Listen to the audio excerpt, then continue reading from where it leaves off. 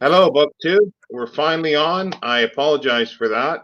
I set everything up on my phone as I usually do, and I used my tablet to send Mark the link to join me. And we were in a non-live stream. I got out of it, and then it's deleted from my tablet's StreamYard. Anyway, we're here finally on my phone, which is going to be difficult. Sorry, that was my fault. I had it still open and it popped on. It popped on as live there in the background, so you were speaking over yourself. Oh, it's just one of those days. So, well, we did have 7, and then now we're down to 6. Okay. Well, one of them was me because I had to. I got out of it. So. Oh, right. Okay. Yeah. So, oh dear. Yeah, I was about to set it up on mine as a backup. So, yeah. Yeah, I don't know. I'll just have to make sure I set it up on my tablet now. But that's weird because I used to have one that was like we went into one that I set up as a private in order to possibly test something, and hence I had it test. That's what we went into, but that's not what it said on my tablet. Anyway, I give up. Hi, Brandy. I'm gonna have to lean forward, everybody, in order to see because of my phone. But actually, it's not too bad. Everything's backwards here. Let me go into the settings because I hate this. I got to mirror myself here. Mirror camera. Oh, so it's now me. Jenny, I didn't think you were. Oh, you are at work. Okay. Oh, I see. New job. So, and then you just start watching YouTube videos. It's going really well today, isn't it? We've lost Shawn, but I don't mind taking over his channel, and maybe I'll say some inappropriate things. Get him oh, he's back. Okay. I don't know. It's like I'm not touching anything anymore. It's just so. Hi, Brandy. Hi, Jenny. Oh, you're at work. Yeah. You know, you don't want to scare your customers.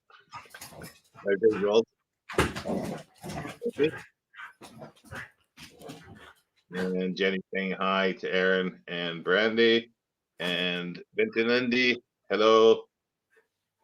And hi, Jenny.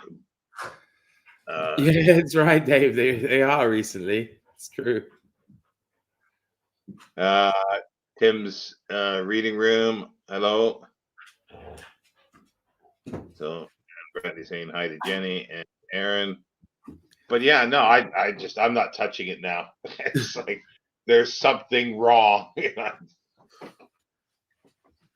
like one of those jokes, isn't it? Hi, Shawn. Hi, Brandy.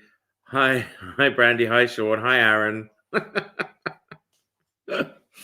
Oh dear. So, hi everyone. Saying you're a guest on here. You're still like I haven't added you.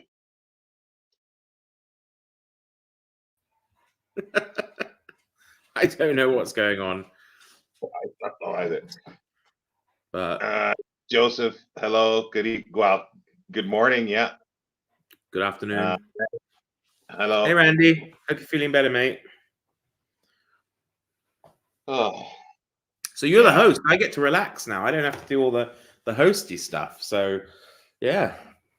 Oh, so I can't nip off to the toilet or get a bite to eat now then? No, the only thing you can nip off to is grab a book because we're all taking leaves out of Alan's book. That doesn't make sense. I don't know.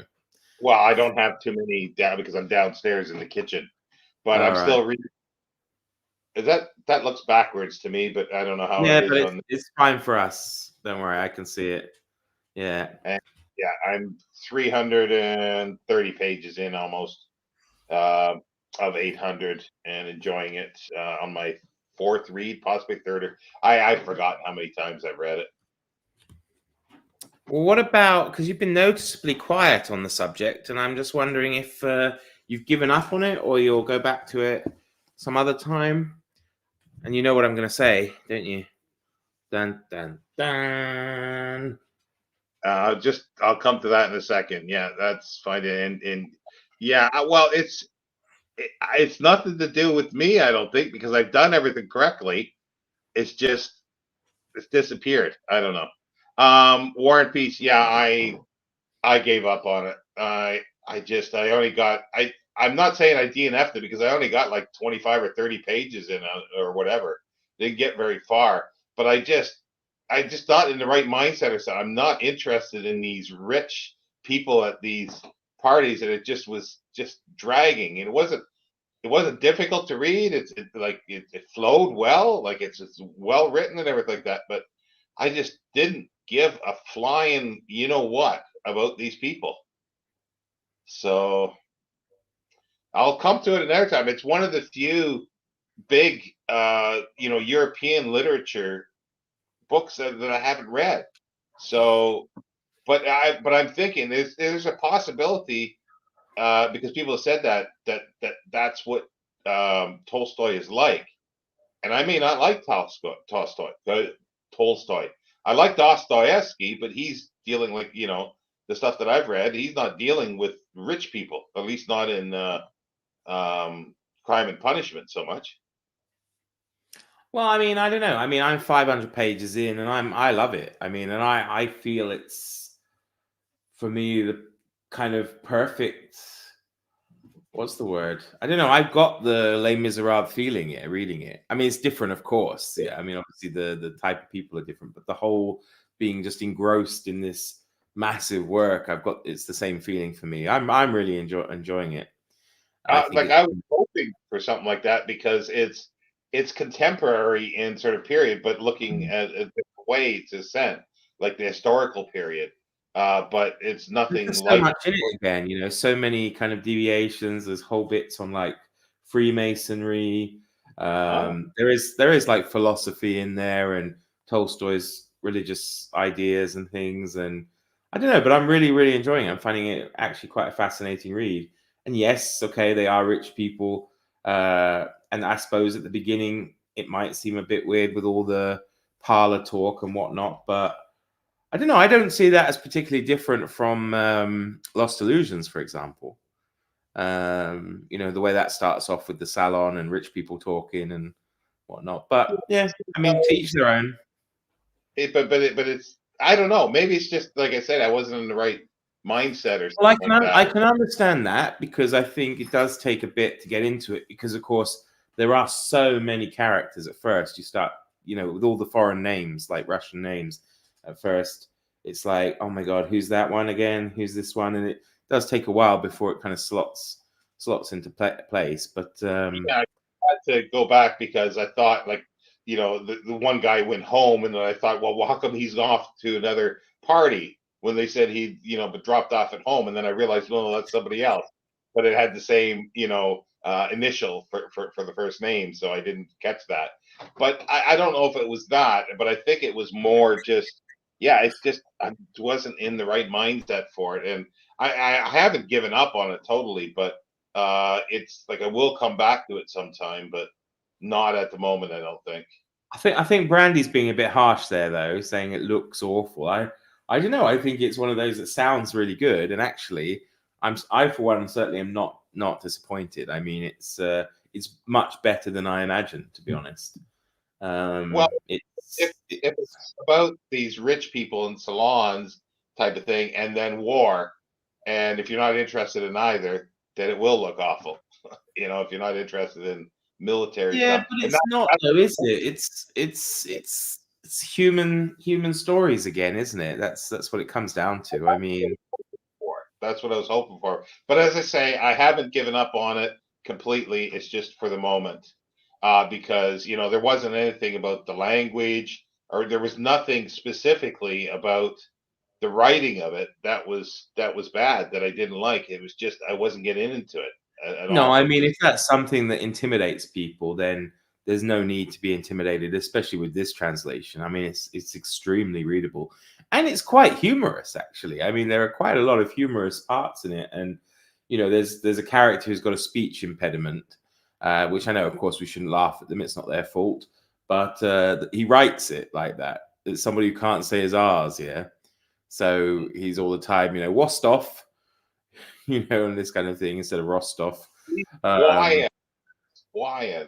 Yeah, well, he's quite funny because he gets into trouble, and they threaten with reducing him to the ranks here because he's an officer, and he says, "Well, if they reduce me to the ranks, I'll just have to accept it," or something like that. But he writes it, "Reduce me to the wanks." Yeah, it's.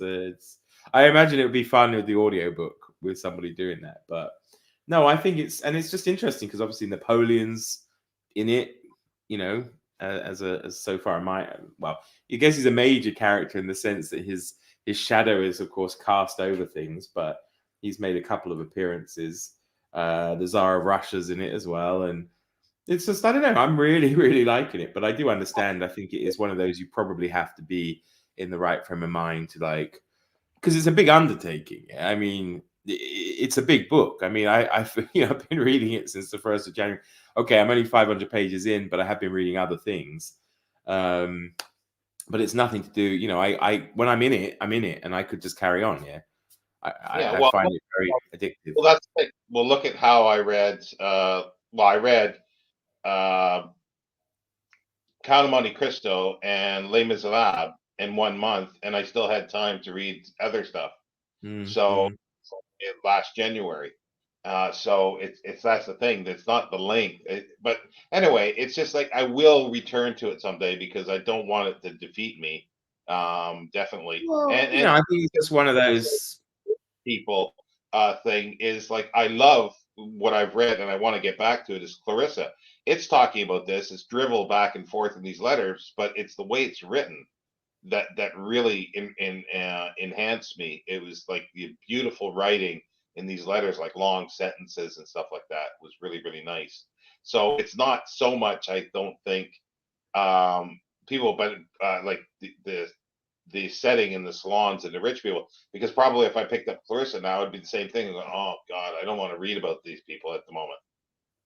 So we're getting a or not a flood, but see, a few. Jenny's getting a bit cheeky. Gareth, hello. He's on a train without headphones, so can't get involved, but wanted to say hi. I'll watch the replay. That's fine. I'm at work with no headphones, Gareth, just waiting for the conversation to get interesting.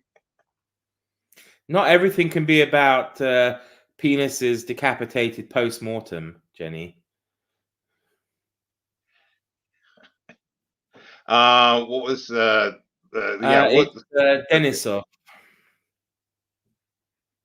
Maybe whatever translation they might not have translated that way. That'd be maybe interesting. not. Maybe not, but maybe Tolstoy did, you see, in the original, which is why he's gone for it. But I mean, one thing I know, a few people have issues with this translation, but I can't see any other way he can do it. Is a little bit. I think you had a problem with Alone in Berlin. Was it Alone in Berlin? No. What's it called? Berlin Zoo. No. What's it called? The book about Berlin in the 20s. Oh yeah, no. Berlin Alexanderplatz. Yeah. You had issues with the English slang and stuff, right? That was in it. And yeah, I mean, in some ways, he's had to do. Sorry, I think we've got a delay. I'm talking over you. Well, what he did there was in the night, like this is set in the late or mid to late 20s, and he used sort of what would be like street slang from London today, or contemporary, which didn't quite work at times. And it's like, use something that was similar at the time, even if you've got to put a footnote in to explain what that meant, in the 20s in England, or something like that. I found it jarring. That's the one thing. All right. Well, Briggs doesn't do that, but he does turn, of course, the ordinary Russian soldier into a cheerful Victorian Cockney chimney sweep kind of character, But then, I mean, what else can he do? I mean, how else do you get that across to an audience? Now, obviously, he's done it in a Victorian, in the contemporary, in an older way. Yeah. He hasn't modernized it. But then, of course, I don't know how that works for Americans, right? Because they might not get that, that it's a lower class person speaking kind of thing, But yeah. So Yeah, you've got to pull out. You got Mark. You got to pull out your penis collection and start talking about it again. oh my goodness. But it's not just penises. It was full genitalia that was the collection bottles or jars. Yeah, I've replaced them now with some books. So, but Well, yeah, I I was mean, each their own. right on the top of the shelf. Sorry, I was gonna say you got a big one still on the top of the shelf there.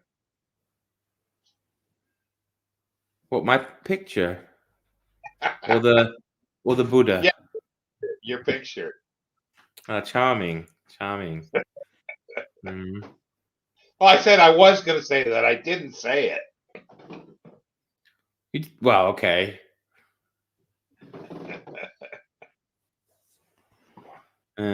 So, well, yeah. Anyway, that's kind of a big part of what I've been reading, anyway. So,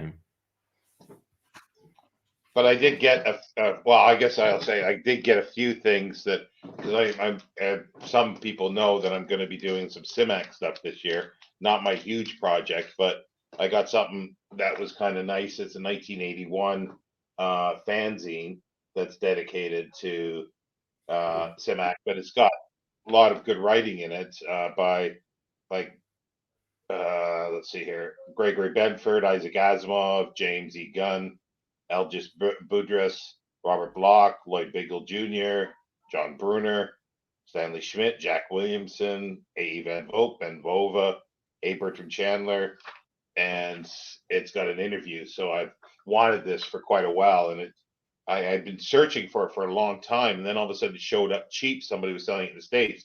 It was like less than 15 pounds, I think, like that. Or no, it was under 10, I think, with the shipping. And I thought I'd get it. And then all of a sudden, after I bought it, there's a few others that have shown up, but for a lot more money. So it's kind of weird.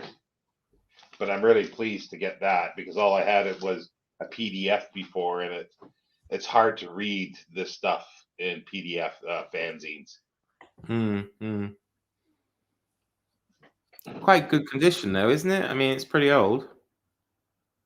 Well, 1981. That's not that old. You want to see something a bit older? It's a little bit younger than me, but You want to see something older? Let's see here. This is from 1941 or 1940. Yeah, February 1940. well, that's pretty good, isn't it? Condition, yeah. 10 cents, eh? Did it cost you 10 cents? Or? Well, not a whole much more. Like anyway, there's just a bit of a story to that. I got some nice things, and I've got lots of time to pay it off. So I couldn't say no to it.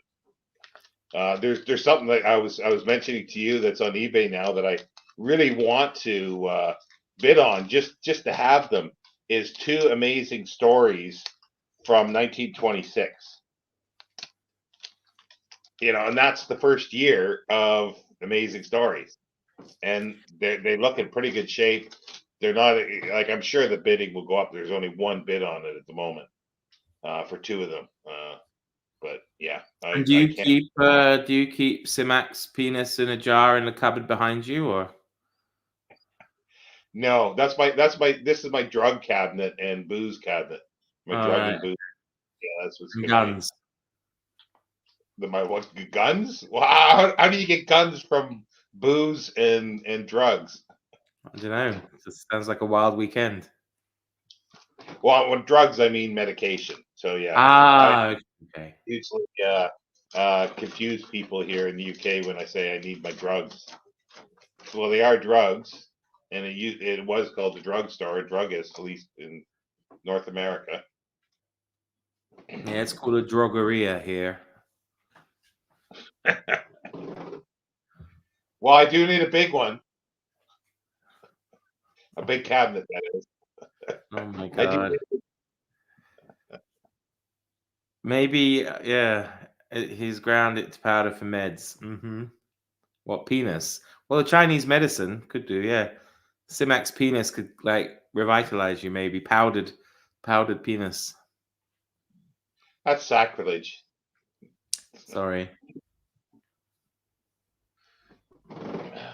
But yeah, just in case anybody hasn't noticed, because I've been droning on about it. In March, join us or join me and others in reading City. So we'll be doing that in March. You're joining, aren't you, Mark? I am, yeah. I mean, it's my first foray into the world of Clifford D. Simak, and everybody knows I'm a huge fan of science fiction, so it should be jolly interesting. I have to say that a lot of what I have read with when I partook in New World's November before the Bryants took that almost year-long hiatus. I enjoyed what I read. I really need to get to the second book by Connie Willis, to say nothing of the dog, and I'm hoping Gareth and I will get to that at some point this year.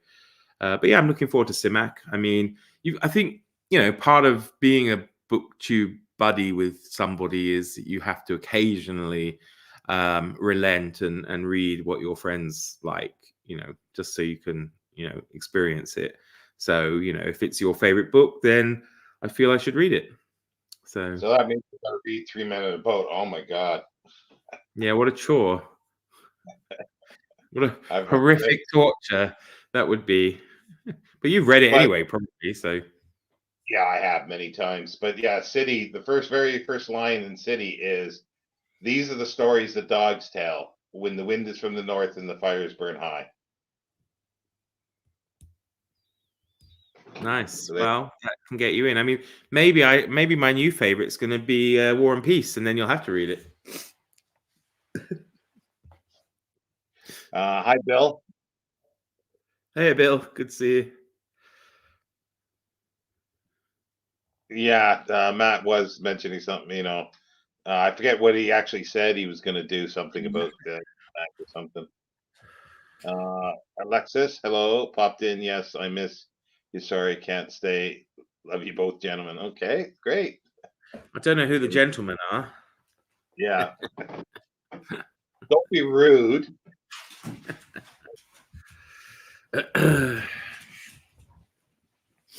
So yeah, it's been a while, hasn't it? Really? Yeah, and I'm still unpacking. It's gonna be unpacking for a long, long time. Haven't really done much in the past 2 or 3 weeks. Not much this year, actually. I've got so big upstairs. It's just so difficult. In some ways, I'm feeling better being here because I don't have the breathing issues like I did in my old place. Like whether it was, stuff in the room or the air from outside or other people spraying perfumes, which happens a lot. And I haven't had any of that. So that's good. But the aspects of my long COVID of being tired and needing so much rest because I don't sleep properly has kicked into high gear. It's like I've got like maybe 4 hours a day that I can actually do something if I'm lucky, 4 or 5 hours. The rest of the time I'm half asleep. So if I'm doing something like this, I had to really prepare for it, and I actually was resting and got up just about an hour and a bit before this happened, or this started for this. But yeah, so I just going with the flow. So sometimes it's 3 a.m. that I'm.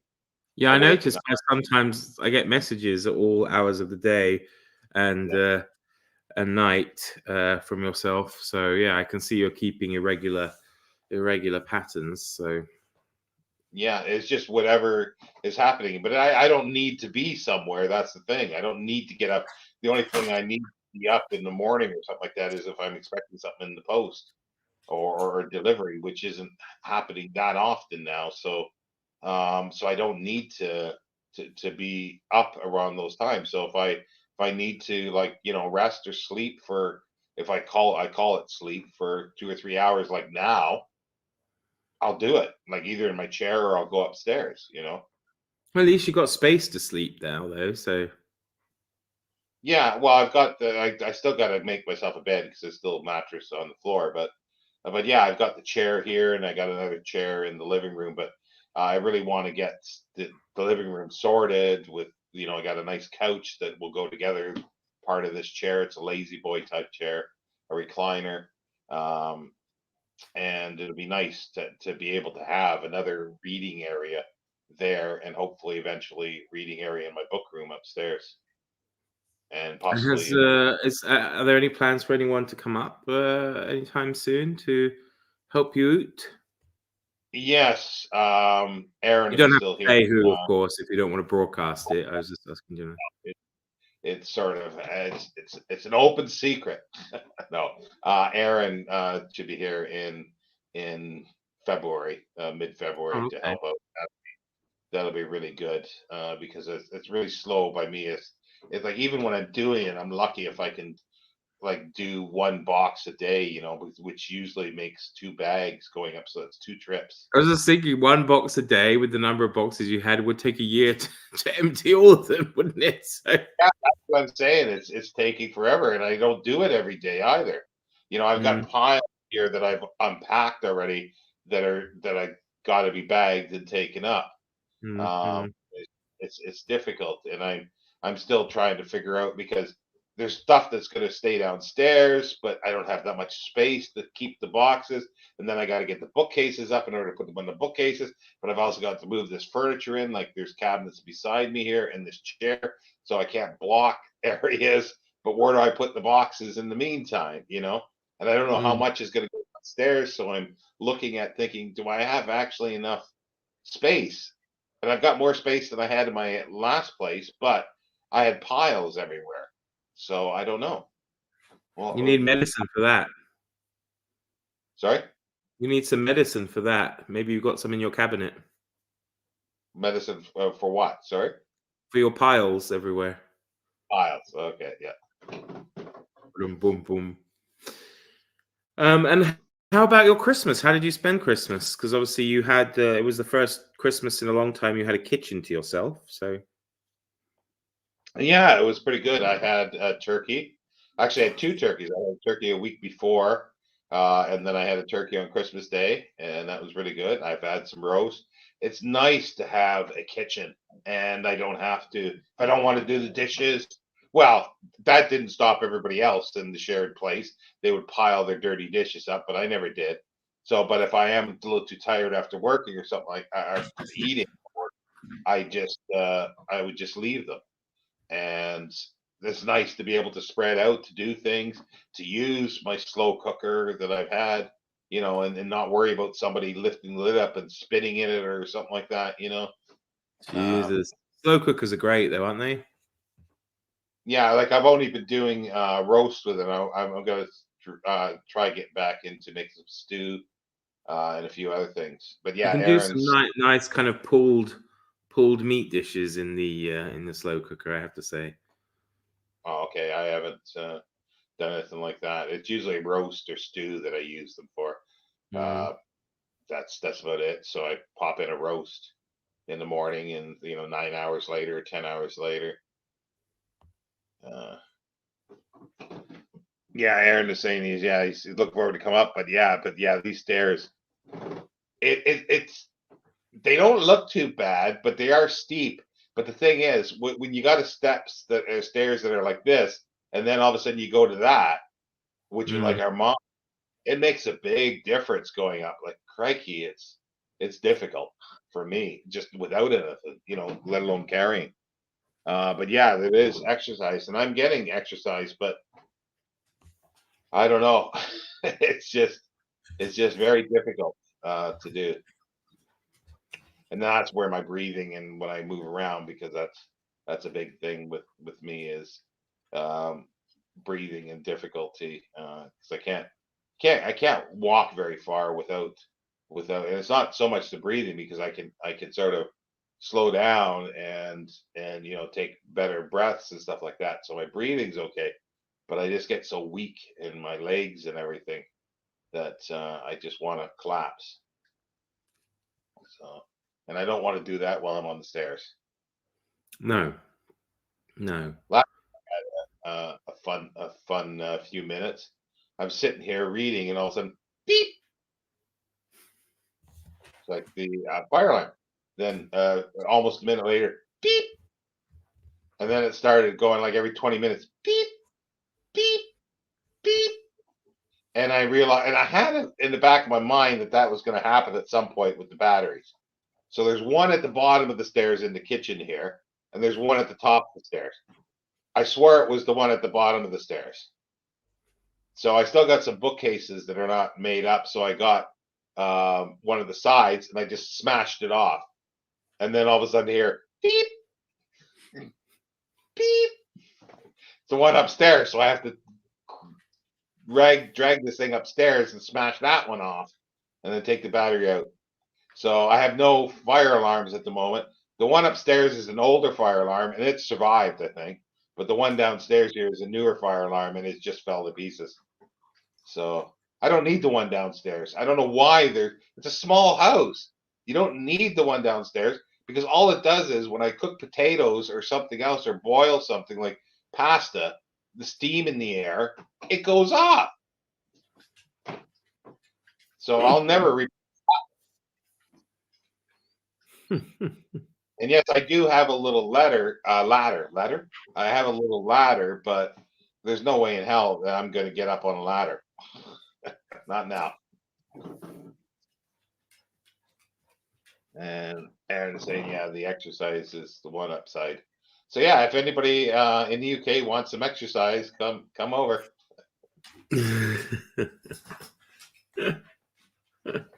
So how's your house building going? Yeah, I had a meeting this week. When was it? On Wednesday with the electricians about the whole wiring and everything, and that's kind of something I've never paid much attention to before. Because obviously most of us move into houses that have already been built, or flats that have already been built, where all the power points and everything have been put there already. So actually having to think about how you want it in your own house is quite difficult, really, because afterwards you think, oh, I hope I've made the right decision, because after I moved in, and then I'm like, oh damn it, I should have had a point on that wall over there instead of this one. But I was lucky. I have this kitchen designer who's she's an old friend of mine, but I didn't think to ask her initially, because she does mostly bigger projects, like shops and restaurants and things like that. And she kindly helped me with some designs for the kitchen, and then she said, did I want her to help me with choosing the the places to put the power points, the light switches, and all sorts. And I said, well, if she didn't mind, sure. And then she came with me as well, and we went through it. There was spray painted the wall where each thing should go and whatnot. So maybe it doesn't sound the most exciting thing in the world, but for me it was quite exciting, because it feels like that step closer. But in terms of actual build, I don't think anything's really going to happen until we get a period of above 0 temperatures. So yeah, so on the building front, not much has happened. Yeah, the PowerPoint things are a bit of a pain, because when you're putting up bookcases, like I usually cover them up, but in my old place, I didn't do that, and there was too much stuff there, and they needed to look at some of them, and I said, well, it's not going to happen. So this time, cut out spots so you can just take out the books on the shelf to do that. Light switches are a pain too, because when the one room is like, you'd think you come into the room and it's just near the door. On the one room, it's like 1.5 or 2 feet over, and I'm going, why? Well, she did make a lot of allowances for books. Actually, she kept even mentioning it to them as well, and she has some design ideas, because I have to have this staircase, and probably it will include like a bookcase in it. And so yeah, she made a lot of allowances for books and for Elvis, in terms of where things will go as well. And yeah, it should be nice. I mean, I'm going to have the internet hardwired into different rooms of the house as well, so I can plug obviously the computer and plug the television directly into the internet connection. I'll also have some USB plugs, so I don't need the adapters anymore. You can just stick the USB in the wall socket, you know. That and Ethernet cables and stuff like that would be Exactly. nice. Yeah. The LAN and all that will be there. Of course, Wi-Fi as well. And then there were some other things like some special lighting that will be motion activated in the hallway. So if I have visitors and they need to use the toilet or whatever, then there'll be like a kind of, well, not underfloor lighting, but low lighting on the floor. So it will light up the hallway, but not brightly, but just enough so you can see you're not going to tread on Elvis or, tread on something. Elvis Things will like. get used to it and he'll start I'm playing with it. sure he's going to set it off half the time because he wanders to and fro. But they said that he probably won't though, because you'd have to be slightly bigger dog maybe to do that. But we'll see. But yeah, it was interesting standing in there because it's not completely. I mean, I guess it's fairly watertight. I mean, but the seals haven't been put on the bottom of the windows yet. So, and it was a terribly stormy day when we were there, and the wind was like coming through. The rain wasn't, at least, but the wind was like howling through, and I was thinking, oh my goodness, yeah, it seems really bleak, But then I could also imagine it with the log fire on, and obviously everything insulated and whatnot, and it would be really cozy looking out onto the bleak. Sorry, Elvis is eating something he shouldn't be eating. What's he doing? Through some comment here. Brandy's saying I can see how that would be exciting. Not forgetting the light switch for the upstairs toilet being on the landing wall. Yeah. Well, mine, because it's actually a switch. And I've been thinking about that. I know why that is, because in the UK here, they don't like switches in the room. So that's why they got the pull cords. And you don't have outlets in the bathrooms. So therefore that by code probably has to be if it's a switch, has to be on the inside. And I suspect that was originally part of what I'm using as the bedroom. Because you come up the stairs and you probably had the door into the front big room and then a door immediately to the bedroom. And then they put in a little toilet, a lavatory. Well, that was the big debate actually, as to whether or not to have, a power connection in the toilet. Personally, I didn't see the need for it, but my designer said, well, why not? So I thought, okay, well, yeah, why not? Doesn't do any harm, so might as well have it there. But I mentioned this to people here, and I'm going, well, what's wrong with having a light switch? Oh, you'll get electrocuted. I'm going, how? Well, I don't mean a light switch. I mean an actual, but because I've got a shower room and a toilet. They're separate. I didn't want them together. So in the toilet, there's going to be a power socket. Yeah. And I thought, did I need it? I've mentioned that too, and they're saying, "Oh, you'll electrocute yourself because you're using wet hands to do this." Wet hands, and I'm going, well, then if you're using that wet of hands and getting that much water on it, you deserve to be electrocuted, because only an idiot puts wet hands where electricity is. You dry your hands and then you took the switch on. Anyway. And Yanni's here. Hey, good to see you. I think hey all, good to see you, Shawn. Hope everything is going well with your health and the move. Well, health-wise, not too bad. It could be better. The move has happened, obviously, and it's just very slow to unpack. Maybe Elvis could come over and help. We could come pack on his back, and he can go upstairs with some books. Yeah? You? Yeah? Yeah.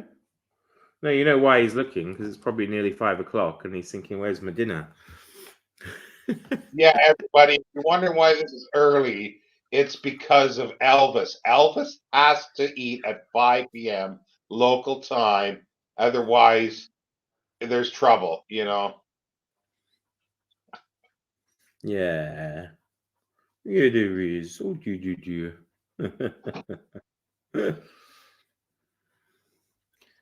Yeah. So, have you got? What about your Patreon? Is it back up and running now? Are you doing? Yeah, I'm doing things like I'm still the film club is still. I'm trying to figure out ways of being able to sit and watch a film together and then discuss. And I really need a monitor for that, and I've got ways of doing it, but I need my computer working and everything for that. It doesn't work on a tablet because it's hard finding stuff that is sort of in the public domain that's worth watching that are on on YouTube. Like there's a lot of stuff out there, but either the quality it usually isn't that great. But anyway, that's happening, but there's only a few people, so we're doing something with it, which I'm behind actually watching the film this month, which is Haxon. But the book club is going strong, so that's good. What's the choice? What's the pick? In case people For are motivated to join your Patreon to read the book with you. this month was Frost in May by Antonia White, I think her name is. I think I've taken it upstairs. It's a short book that was written in 1933. It's sort of convent, a young girl going to a convent school, and It's a theme going on. I mean, I remember the last time one of your books was Black Narcissus, wasn't it? yeah. So that's why I thought it would be kind of interesting that the comparison. But I would like the way I normally do it is the members get 4 choices, and then they vote on each one. And this one came out on top because I think I had the theme of 1930s books or something like that. But yeah, no, it was actually quite good. It was interesting, but it just really shows that when you get an institution where people are in charge and like actual charge and the draconian type thing that you're going to get people that are subhuman and those things and treating others really really badly. Yeah, I mean, because in your absence, I started my own Patreon, and I have to say I really enjoy it. Actually, it's nice because obviously we have good community on YouTube, but when you move it over there, it's even smaller, and you get to know people who were just names and comments before. Yeah, we did a live show at the end of December.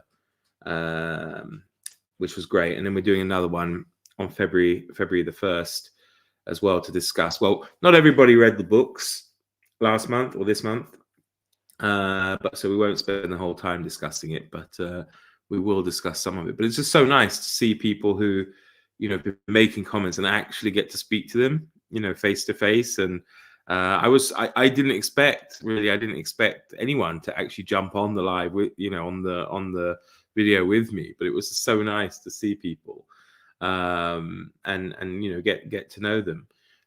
My own, because I've done it where I've got 2 books a month, one fiction, one non-fiction, and we did in January The Fraud by Zadie Smith, which was, to be honest, a bit disappointing. But then we did a non-fiction on the lives of ancient Egyptians, 100 Lives, by Toby Wilkinson. You probably know him. He's done this. Yeah, it was interesting. The problem with that was just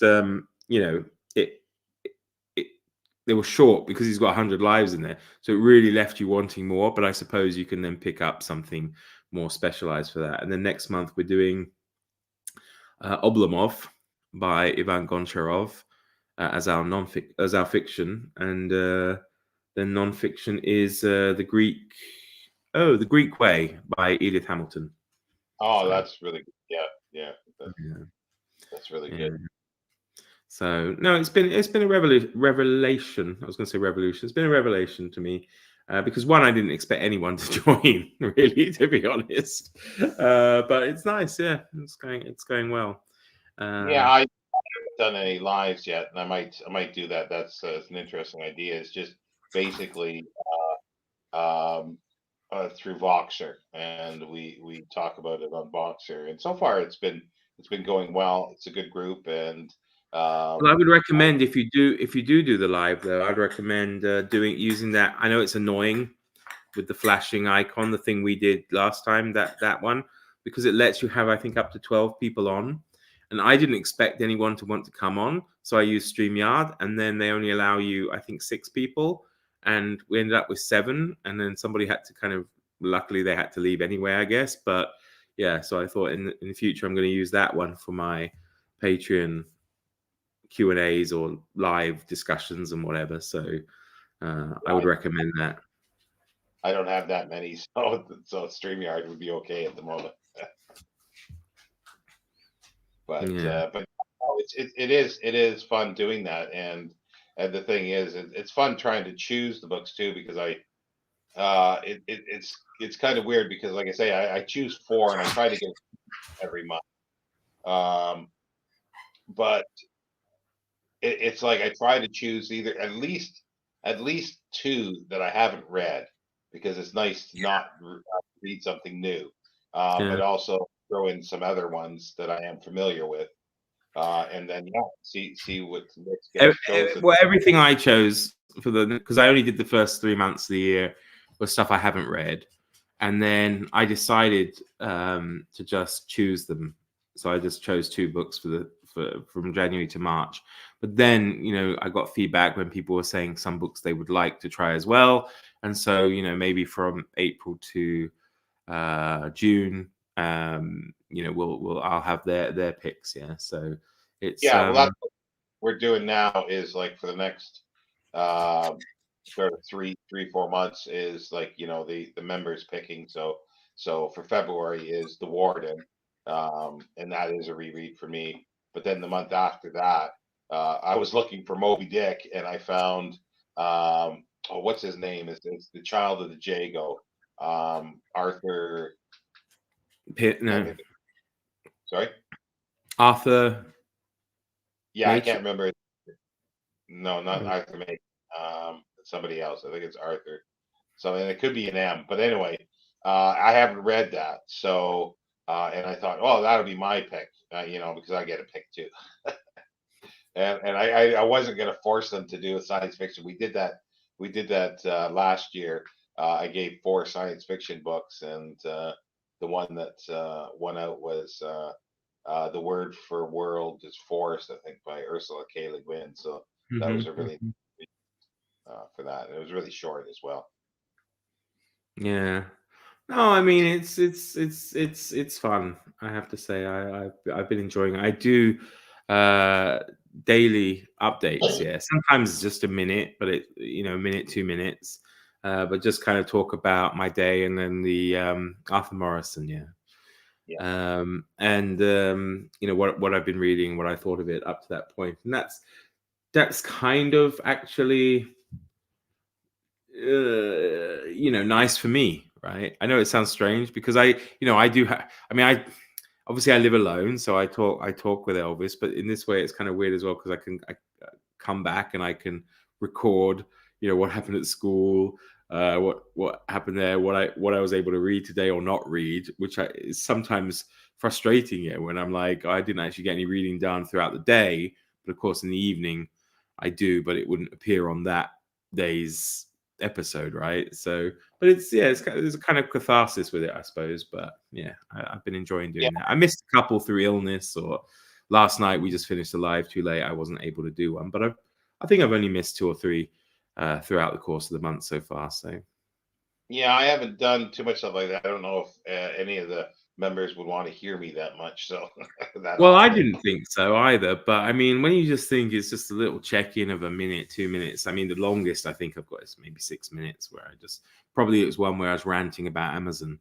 But it's yeah, I don't know. It's nice. People don't have to watch it, but it's there, isn't it? So Well, what I do for the thing is, like, there's no set time to reading or anything like that. It's usually like read it sometime, and then in the last if everybody's read it by the middle of the month or the end of the month, then we sort of, start talking about it, but try not to give too much, up until that point, Mm. because I'm bad at reading stuff on a schedule.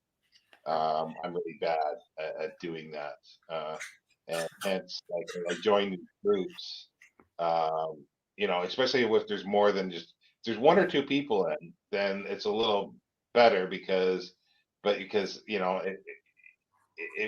you are reading at different times, it's you can get closer to discussing what everybody's Yeah. read at that point. But when there's 10 or 15 people in there, I just sort of don't do anything until I hear everybody else's if I do have something to say. But Mm-hmm. that one, that's going to be a read along, and it's going to be like there's there's 8 tales, and then there's an epilogue, so it's going to be 2 per week. So that will be a schedule. So I've got to keep that schedule, and then discuss. But that'll be open on my channel for anybody to join, and then there'll be a Voxer group, because I've got a lot of stuff planned for this, like a little bit about Simac, as well as um, talking about like a lot of reviews, for like what the reviewers have said about Simac, contemporary reviews, and also comparing the uh, the published, or sorry, not serial, because they were the magazine versions of the stories to the published book version, and see what differences there are. Anyway, Yeah. No, I don't know. I'm just glad I did it, I have to say. And obviously the extra Elvis content is always nice too. Who does worth it alone just for that? well, see, that's the thing. Once I get, like, I really A want to do cat, a lot more. and then then it can have its own little posts as well. So I think, like, I want to have do a lot more with the film, because once I get all my film books out, then I can start. When we're doing a film, like before we even watch it, I can give some background into the director and stuff, and I don't trust my memory anymore, so I need sort of the book to prop me up. you probably all have a bit of leeway as well if you do it on Patreon, is that you don't probably have to worry too much about whether what you're showing to your patrons is in or out of copyright, really. I mean, technically you should, but I mean, it's unlikely that someone who pays you a monthly subscription is going to like complain about it. So whereas YouTube, it's open to everybody, and YouTube itself can pull you down. But I think you've got a little bit more freedom. It's like a private club, isn't it? So and But how yeah, about the OnlyFans? How's that going? well, I occasionally do look for stuff. You can't find things, because I know people do book things on there, and I was curious to find out. I gave up looking at it, so to try to find something, because I thought it's just a different way of doing it, but no. And I guess I could do read with Shawn nude or something like that, and do readings in the nude, but I might actually get arrested for that. Well, it's a good thing I got that power socket in the toilet, right? So.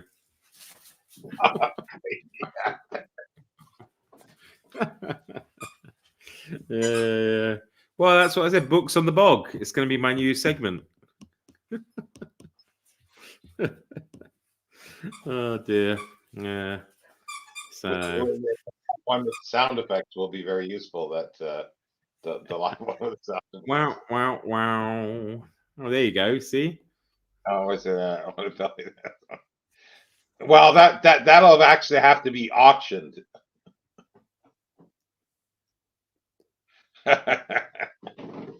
Yeah, I'm sure people do their readings in the nude.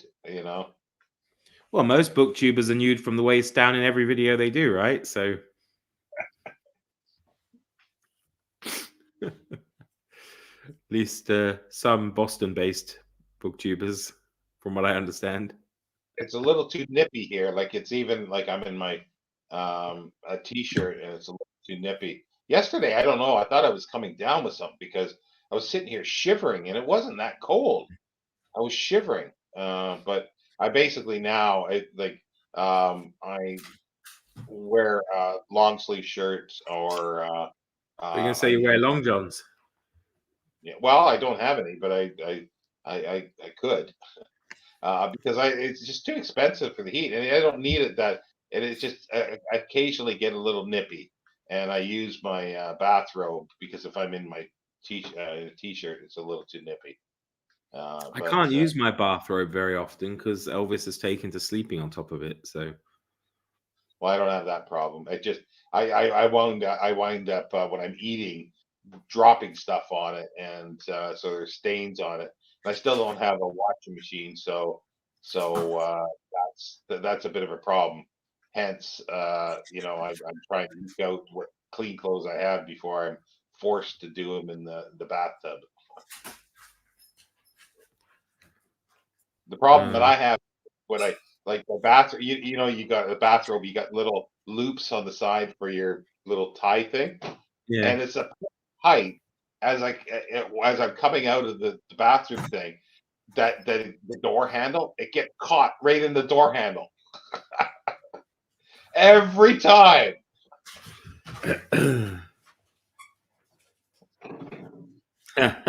Yeah. Steve hates having to wear trousers.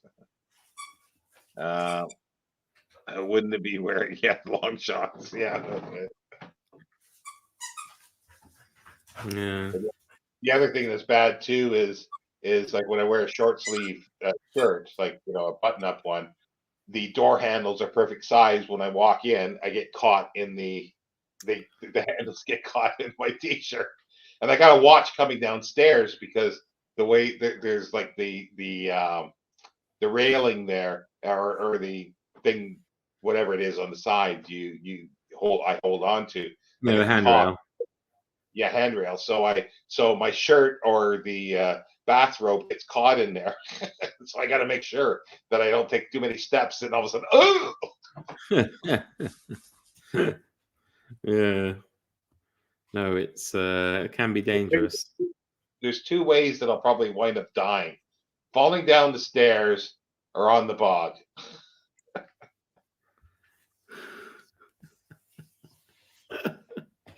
Well, hopefully not for a while yet. At least until after you finished War and Peace, eh? Yeah. Well, I got War and Peace and Anna Karenina. I guess is Anna Karenina 1,000 or more? I'm not sure if it is that No, big. 900, something like that. I won't class that as big one. So the only two that I think that's European that I mean, like, Oh, excuse me. Oh, sorry. Yes, I know. He has to come every time I sneeze. Don't you? Yes, yes, yes. is War and Peace and Clarissa are the only two I think that I haven't read that are monster ones, that are 19th century ones. He's way past being blessed. When it was minus 40 outside, I had to wear long johns and 3 shirts since the heating couldn't keep up. Yeah, when it gets to minus 40, Bill, there's not a lot you can do. I remember it was stuck. I remember as a kid it being that cold, but I remember in the I think early 90s where I was in Kitchener, Waterloo in Canada, it got so cold and the heat wasn't working in my room that well. I had every blanket on. I had my coat on to lay in bed. The cats were crawling underneath the covers. Like, water would freeze in my closets, solid. You put a little tray of water in there or something and it freeze solid. So Why that was would you fun. put a tray of water in your closet? I was actually just a margarine container because I was curious to see how cold it was. Ah, okay. And it was solid. So I'm going, and nobody believed me. And I'm going, yeah, well, it is. Yeah, no, he's done that since he was a puppy. Wherever he is, as soon as I sneeze, trot, trot, trot, comes over. Are you okay? So, yeah, talking about you. Yeah, So, I'd like to get a dog because I can't walk a dog, but a cat maybe eventually yeah, once but I I think get. a dog walks you more than the other way around. Yeah, but he'd have to drag me, or she would have to drag Get some me. huskies and get a little wheelchair, and they can pull you along through the streets. Yeah, because I haven't ventured too far because yeah, I just can't, I can't do the walking because there's nowhere to sit So, around. have you So any idea really what your local area is like at all? You're nope, just kind of living in, you know. not at all, not at all. I've You been need to get out. yourself a walker or something, one of the wheeled ones that you can just hold on, or as you go out and Well, still, it won't help. I can go maybe a little farther, but I need to sit down. So I need somewhere to sit after a while, or I'll have to sit on the ground. get one of those You know. little mobility scooters then. Well, I was hoping for that because, but I made a request for like looking back into my thing, and they keep saying like even though I say that I can't go very far, like 10 feet or so, before I really need to sit down, and they keep coming back and say, "Oh, yeah, I can easily, I can walk without too much effort, 50 meters," and I'm going, like hell, I can, Where are they you getting know. that from? I don't know. It's just that every time it comes back, they're saying that, so I can't get put up to the next level. So I'm gonna And have you have to. managed to register and stuff with a GP up there, or? Not yet because I've got to mail a letter and I can't get out to mail the letter to with everything on it. So that'll happen a bit later. So I've had to do a bit of finagling with my medication. I'm still registered down in Bedford, so I've had that done, and somebody's picking up and mailing it to me. So shh, don't tell anybody. Yeah, it's just our little secret and the however many people are watching. Yeah.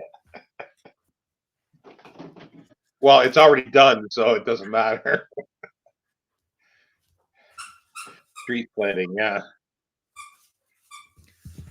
Yeah, I thought of that, Steve. That some do have seats built in, but I'm no lightweight. I'm not a featherweight for weight, and it would have to be something that would be like really really heavy duty.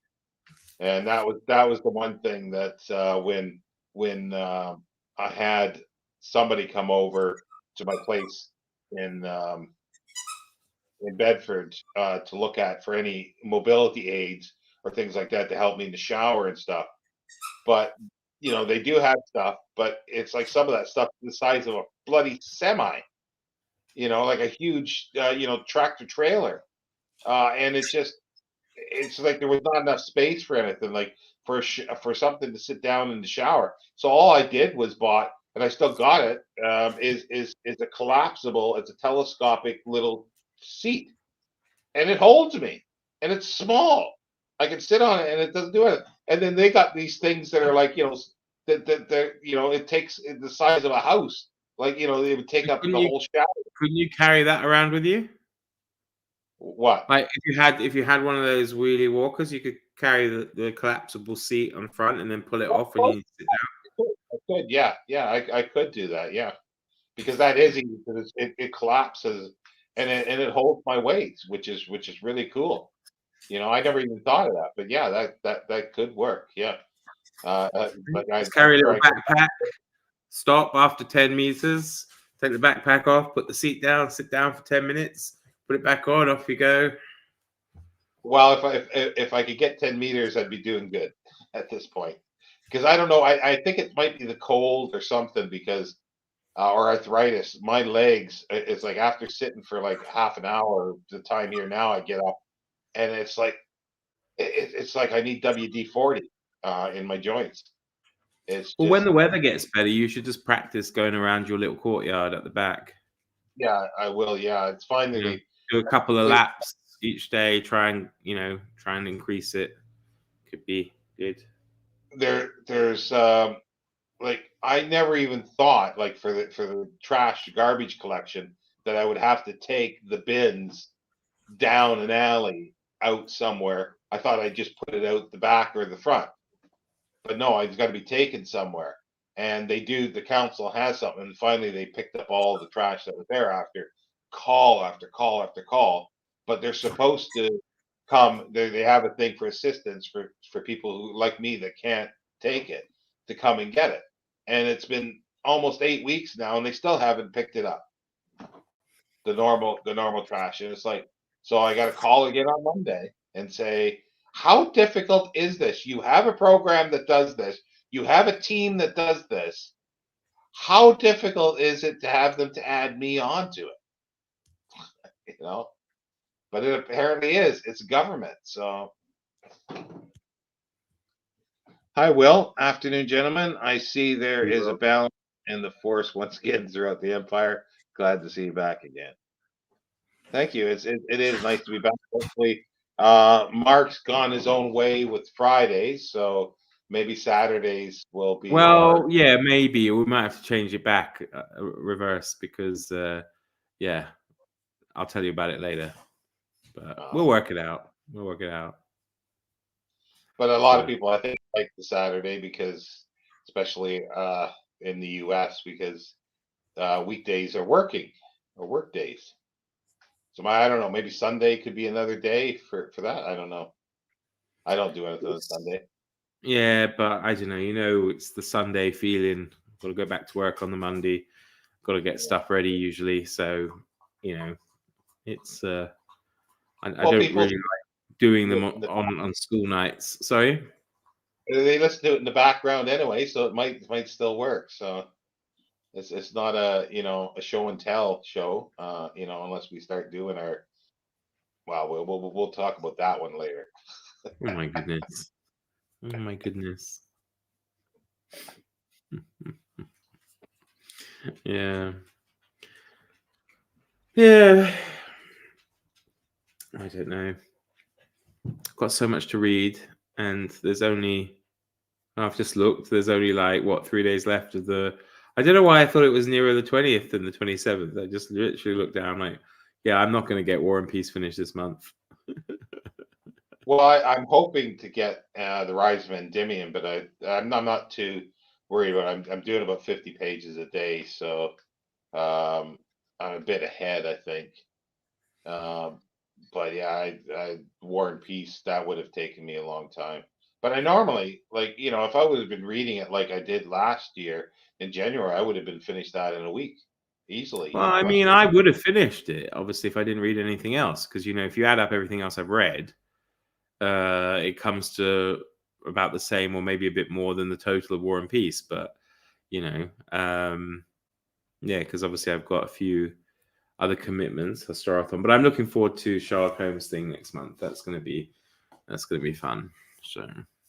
Yeah, I might. It depends on what you're doing. I see the problem I have is that a lot of my fiction is still is still packed up. So it's like I'm doing Moby Dick next month again with Brandy and a few others. Nathan at the Rambling Book Reviewer, or I always forget his name, the channel name. But anyway, and a few other people that were doing Moby Dick, but.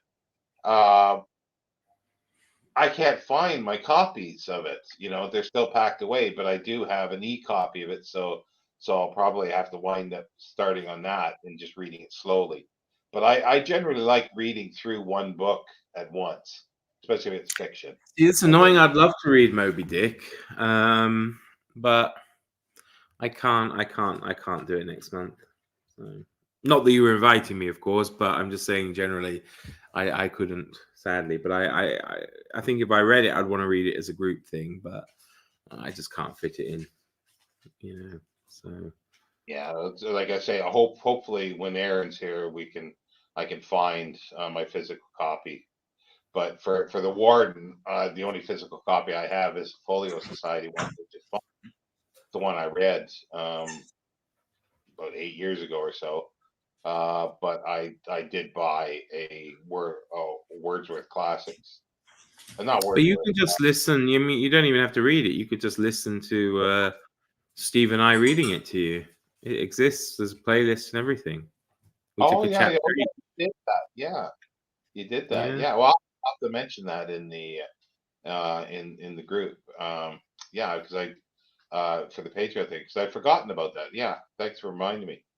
But yeah, I bought a Oxford World Classics one, a used one. It came today. Doesn't look used. It was only like £2, something £2.25 with shipping, and it looks brand new. So I'm very pleased.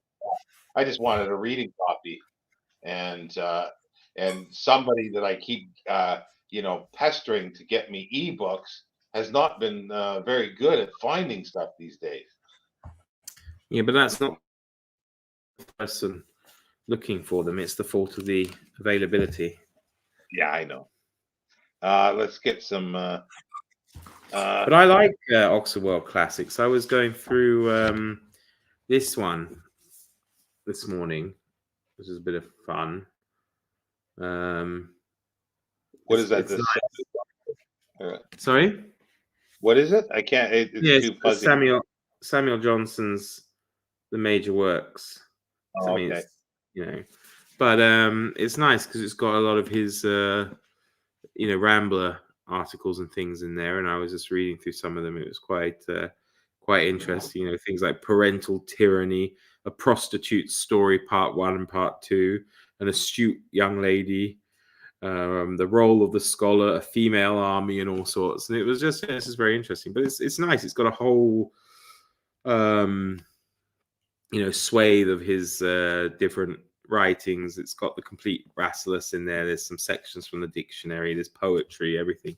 I was just thinking they did a nice little job on that. So yeah, I don't have that. I've got other things. I like the Rambler. I've got an 1816, I think, edition, a complete edition of, not quite complete, but it's got all the Rambler stuff in, which is kind of nice. Brandy is saying here, I want a live of Mark getting things ready. I'm not quite sure what that was for. Where my Sunday nights. Sunday nights, yeah. getting ready. Positive attitude, Mark. Just ignore the world, and you'll be fine. Well, once I move, that's the plan. No, Steve, no. Nathan's is actually the rambling reviewer. Yeah. Randy's saying that excuse me, that Sherlock Holmes event is going to be best reading event of the year. I think it's going to be good. We've got a couple, guests lined up. We've got some author coming on as well, and it will be. I think it will be interesting. Yeah, you're reading Sign of Four first, aren't you? I think. Yeah, that's our informal group read. So. Yeah, I'm not sure because, well, like I say, all my physical copies, I think, of all Sherlock Holmes is still packed away. I have e-copies and stuff, but the next time I wanted to read Sherlock Holmes, I wanted to do the Leslie Klinger annotated ones because I have. Have you got those? Yeah, I've got the 3 volumes. Yeah. I hate you. I really lucked out on those. It's like this place that I buy it's called well, you've done it before, Better World Books, I think, or World of Books. Yeah, but never again. Yeah, but the thing is, if I buy from the one warehouse, which I know the description where that's coming from. But anyway, this was and I got them all in the slipcase. The 2-volume slipcase, I think, of the short works, the short stories. It was £10. And it said, very good condition and everything. And I'm thinking, okay, well, it's £10, £2, whatever, 80 shipping. I'll give it a go. It comes in an envelope, a plastic envelope, and it's in perfect condition. And there's a slight little bump on the case. And then my problem is just the availability. I mean, I would actually pay for it, but the thing that annoys me is the fact that still 1 volume's in a slipcase and 2 of them aren't, and 1's in a hardcover and 2 of them are paperback. And it's like, well, I don't want, if I want them, I want them all to be the same, to be uniform. So either if all 3 of them are in paperback, fine, I'll take them. Or if all three of them are in hardback, fine, I'll take them. But it's just getting all of them in the same, Well, that's format, which is in my head in. I to get them in the slipcase, and then I had to pay I think £20 for the single novels one, but I thought that was a steal. I do want to get the Baring Gould's older one, the 2 volume. I used to have that. That's a little harder to get now in nice shape. I'd love to get it in the slipcase, but again, that's pricey. Um, Hmm. because I like comparing them. It's like I did with the Dracula. I compared the Leonard Wolf version to the Klinger one. I like Klinger's one a lot. It's really good. Hmm. But that's how I wanted to do it. But I don't know where they are at the moment. Like I think I've already opened the boxes of them, but they're going to be things that I'm keeping downstairs here. So I might be able to actually locate them, and I might. I'm not sure if I'll do any of the novels. I might dip into some of the short stories. Uh, Well, we've got it set out over different weeks, yeah. So the first week is a novel, and then second week is short stories. Third week is pastiche, and the last week is legacy. So books that were inspired by Holmes. So yeah, I don't. I've got some pastiche ones, but again, they're all packed away. Steve is saying yeah, I you're mean, I'm looking forward to. I've got it right here. I am looking forward to reading this, to reading some of the stories from this one.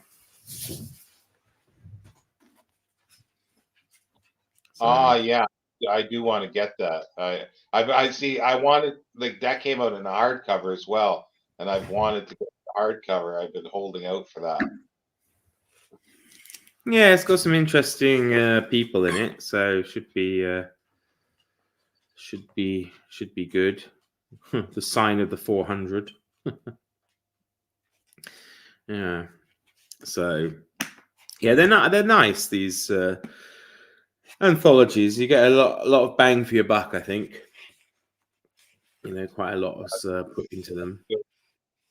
There's still other ones I want to get. I've got really a rough copy of the Pulps one, which is nice. It's massive. It's massive. Yeah, yeah. Ghost one is pretty good. I like the Ghost one, and I think you got one, the same one. You've got the Adventure one, I think.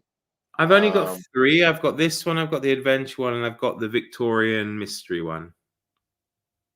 I don't think I have the Victorian mystery one, but I got the Adventure Have a Venture look, one, yeah. because that went on sale on Amazon, like it was under a tenner. So I thought, well, I need to get that. I haven't Yeah. even looked at it, but I couldn't pass it up a couple There's a years ago. vampire one as well. I thought that might be up yours and Brandy's alleys. Yeah, again, that came out in hardcover, and then Yeah, no, I don't have that one. Mm. I want to. I'd like to get the vampire one in hardcover, but I've been holding off. I've got a Christmas one, Christmas Mysteries in hardcover, which is really nice. Mm. Yeah. Yeah, the vampire one. I'm not sure if I've mentioned it to you, Brandy, but yeah, that is one that's on my list to eventually get. Steve's saying, I know it's a Holmes thing, but has anyone else read his more paranormal books? I've been reading Doyle's writings on fairy and like, yeah, I've read some of the stuff. Um, they're really, they're very collectible, the first editions of them. I've got a few things that are there's the Challenger, the stories. But yeah, It's he interesting. got a little, Oh, sorry. I was just Carry saying on. Doyle got range after a while. I just noticed in this Victorian one, there's actually a Tolstoy mystery, which could be interesting.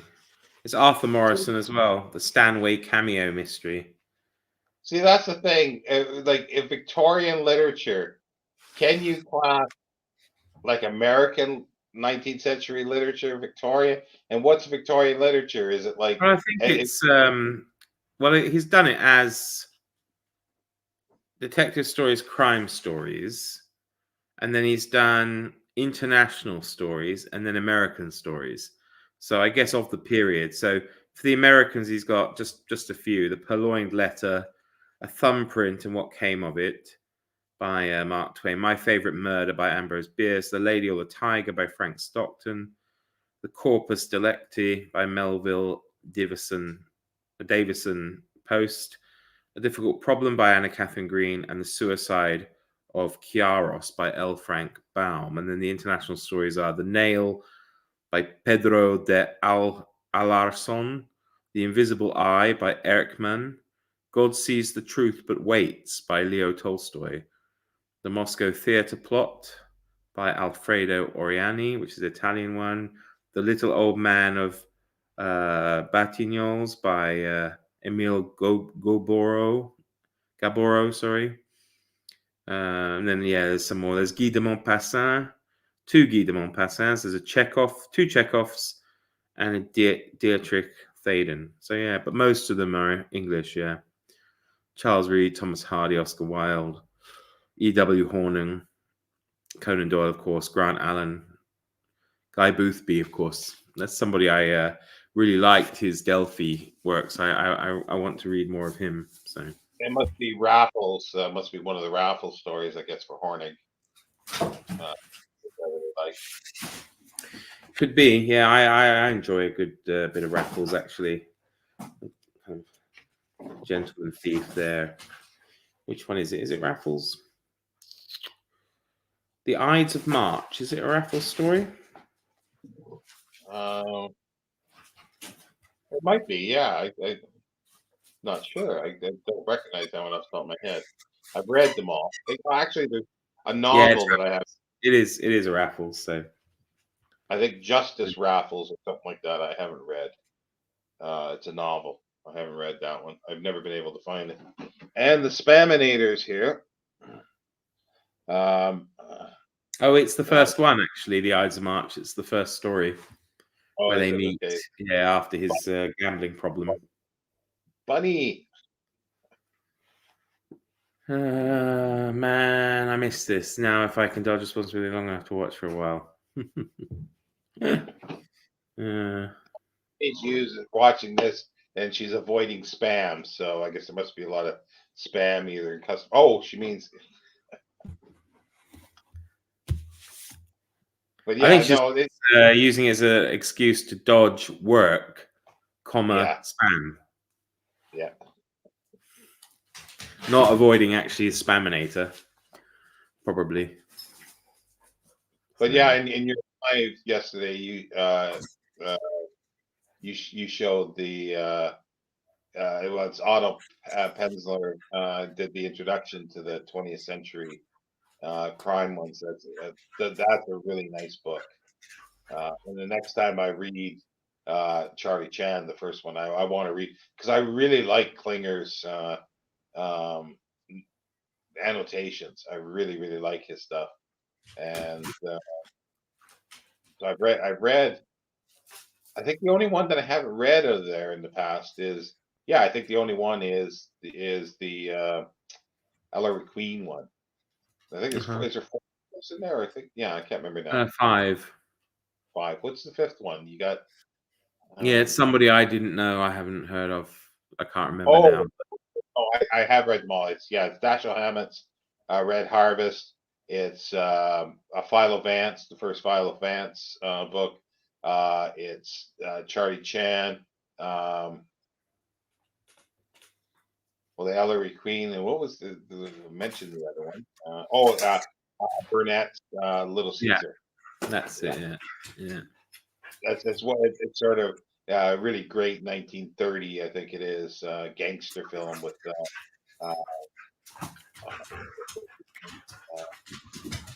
Edgar G. Robinson. Edward G. Robinson. Edward. Okay, yeah. I always get it wrong, regardless of what I'm thinking. Speaking of Edgar, where is he? Did he survive the move, or? Yeah, I did unpack him. He's upstairs. He's upstairs on the bookshelf with all his sisters and other brothers. And Paddington? Yeah, Paddington. Oh, wait a minute. Where is Paddington? Yeah, I think Paddington is upstairs in the bedroom. I think and my little Scooby Doo, which nobody actually saw. I have a Scooby Doo as well. That's good So there. I'll have to get those out, and it's just well, I guess I could have Edgar sitting here, and he's sort of like sitting on my shoulder or something like that. Yeah. And I'd like to start up the Edgar Book Club as well at some point, but I have to get things a little more sorted, and got to do merch for that as well. I got to get some bookmarks made. I think a lot of your issues will be solved once you can get a monitor, because you can Yeah, actually, get on Canva, do stuff, design things, get a little business going. I think it will be nice, because you can easily sell merch through Patreon as well, and these things. So yeah. well, the thing, like, also too, even if I got a monitor now, I have to use it in the kitchen here. It's like I don't have anywhere properly to use it, and I'm toying with the fact, excuse me, of getting another TV eventually.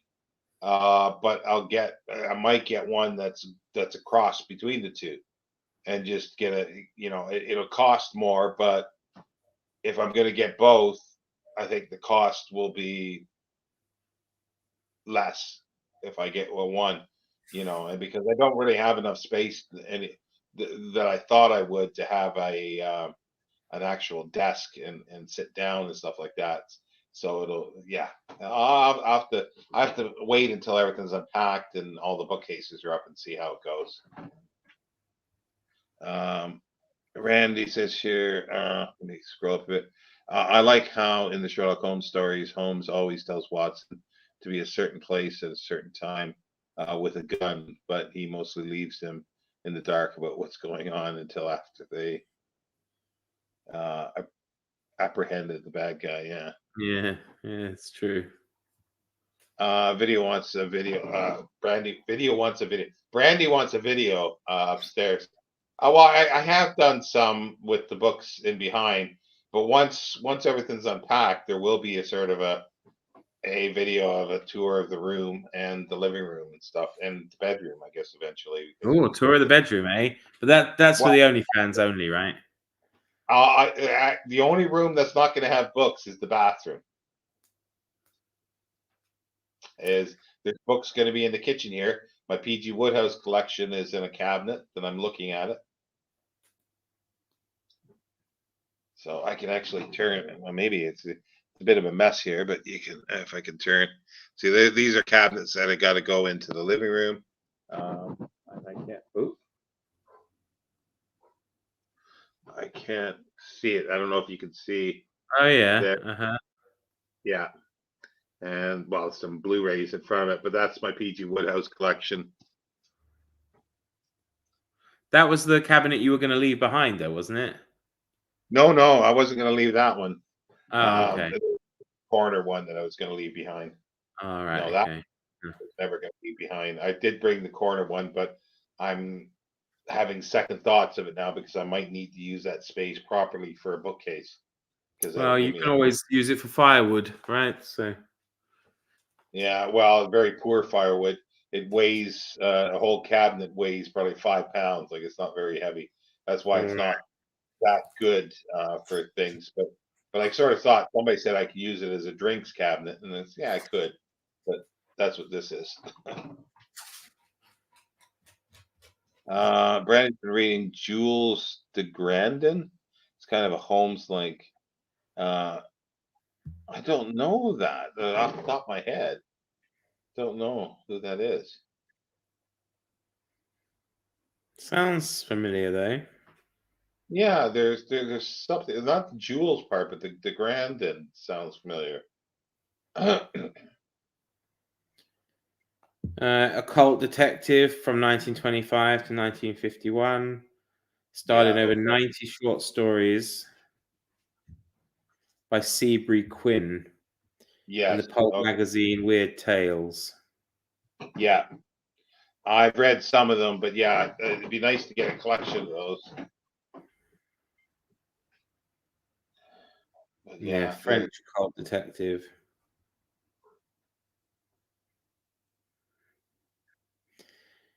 Similar to Holmes, having a supporting cast of landlady / housekeeper and his aide / biographer, Dr. Watson, de Grandin has a housekeeper named Nora McGuinness and is assisted in his investigations by Dr. Trowbridge, a fellow physician who narrates the stories. De Grandin sometimes encounters otherworldly beings such as ghosts and werewolves, but in several instances he discovers the danger at hand is not as supernatural as others suspected, but acts of evil. Scooby Huh? Doo. Scooby Doo. Yeah, very much so. And I'd gotten away with it too if it weren't for you pesky kids. Haha. Medley. Meddling kids. Yeah, well, that's the one thing. Like, Jim at what's the name of his site or his channel? Which Jim? Mr. There's a few there. something. Mystery Mayhem. Yeah. Yeah. Like when I said that Fu Manchu is Sherlock Holmes, I didn't mean the character Fu Manchu is Sherlock Holmes, but the Fu Manchu stories are. But the only thing that is missing is a Mrs. Hudson. I don't think that there's really anybody in the stories unless they develop into something. I don't remember. But it's Dr. Petrie is Dr. Watson. I think it's Petrie. Petrie. Mm.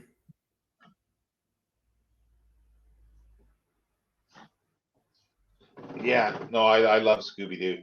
That reminds me of like I did a binge watching thing before like over Christmas and the beginning of January while I still had Prime. Um, and I watched a show that I always put off before because I thought it was juvenile. Was called Supernatural, and there's 15 seasons of it, like 300 and some episodes. And I watched them, and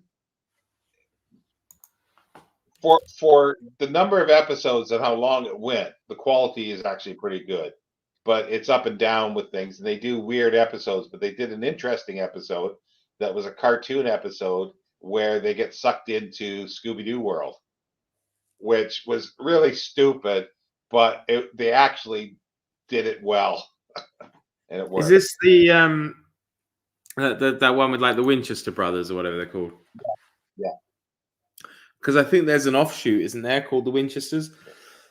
Don't know. It's like a prequel, I think, about their parents or something, and also doing this kind of stuff. Oh, okay. Yeah, no, it is actually pretty good. They did some like the storyline was pretty good throughout.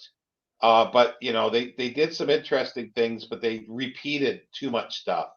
Uh, and like obviously they with something like that they're going to get a lot of flack. And they did one episode where they get knocked into a alternate universe where they're in Hollywood, actors on a show called Supernatural, playing their real characters. So that was kind of neat, but they were making fun of how stupid the show is. And so it was things that people have, obviously criticized the show about. And then they showed one of the actors, one of his early pictures on a soap opera, and that they handled that quite well. That was funny.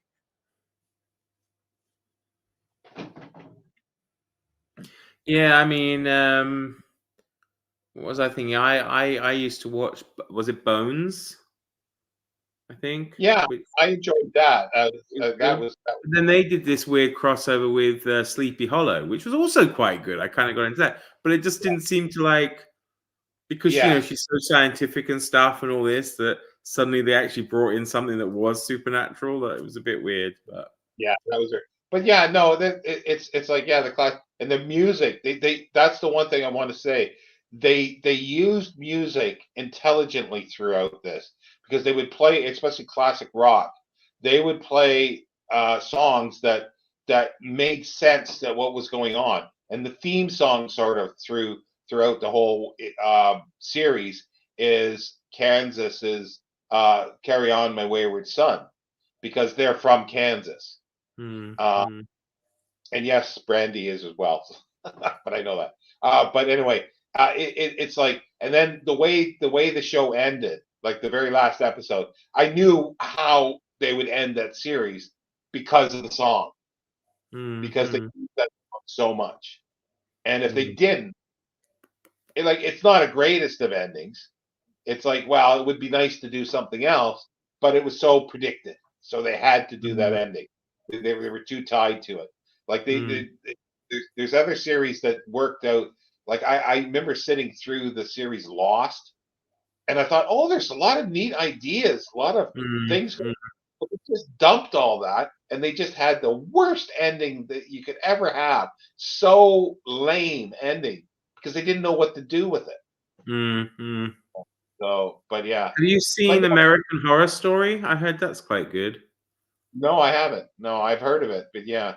See, this thing is like when I watched, like I said, Supernatural. I knew it was huge, but I always put it out of my mind because I thought, oh, this is juvenile. This is going to be for kids, and I like that. And it partially is at the beginning, but then it does change. Mm, So it's a little more than just young adult. Uh, but I was surprised with it, and it makes me think: how many shows have I pushed aside, mm, thinking they were bad, that there might be enjoyment value? It's not mm, a, it's not a series that I want to buy the Blu-rays for and mm. rewatch it. It's fun. It's like I'll say that I enjoyed Buffy the Vampire Slayer and Angel. Just to watch. I'll never watch it again, but it was fun to watch it all the way through. Mm. Uh, I tried to and rewatch X-Files the other day because they had them all on, and I don't know. It was like it was quite dated, you know. I don't know. Start off from the beginning. get into. I didn't think I was young enough. See, to me, if I Mm. was 10 or 12 years old when that was being done, I would have loved it. But I just couldn't get into it, and I haven't watched it. Another Because I one, think American Horror Story, I think it's like an anthology. It's not sequential, so I think there are different stories in each series. From what I understand, so they get guest stars in and do stuff, and it's like play of the week kind of thing, maybe. So, another one that was good that was on for quite a while that I watched. Like you say, I like anytime I get Prime, sometimes I'll binge watch something that I didn't see before. And several years ago, 4 or 5, or maybe 6 or 8, I watched Eureka series, and that was that's fun. right. Yeah. Hmm. Like again, these are series that I would never rewatch, but Mm. they were fun to watch and enjoyed them as they went on. Well, I had the guilty pleasure of, well, we know about the Gilmore Girls, of course, but I meant what was it? And it was teeny rubbish, but I got into it. God, it was a long time ago. What's it called? About vampires. Uh, Oh, Vampire Diaries. oh no, I Yeah, haven't. I haven't seen that. I really got It, into that. It was kind of teenage girl stuff, but I was like, actually, yeah, and I would talk about it with the girls at school because it'd be like, oh, what happens with Damon? Or was it Damon? I don't remember now. Stefan and all this stuff, and it'd be like, it's kind of funny, well, but that's something that I might look at because I never it's all did. right. It's all But I, right. but I do like the Gilmore Girls. I've never watched it Yeah, all the way through. But that's something that we've been talking with Randy that we yeah, should do a podcast or something and watch yeah, it all the way through, like do commentary on each episode. yeah, yeah. No, it'd be great fun. You imagine three big hairy guys talking about the Gilmore Girls. Brandy's got an itch on. It would like the Grandin story, the Grandin stories. He's a flamboyant and expressive character. Stories are quite. Yeah, I know I've read a few, but I'd forgotten completely about him. That's the thing. Um, Spaminator jetpacks could make that better, right? Jetpacks make it better. Well, I'm surprised they didn't use them on that show. They used everything else. The first 3 seasons of American Horror Story were great. After that, I sort of lost interest. And Yeah. it happens with these things, doesn't it? So Well, that's the thing with Supernatural. it starts out with them just, with ghosts and things like that, and then with demon of some sort. But then they went a little further and started going to demons with a great character, a superb actor. I think it's W. Mark. What's his surname? He's a son of another really great actor. I can't think of his name. He played Crowley on there. He's a really, really good actor. I've always liked him, and I liked his father.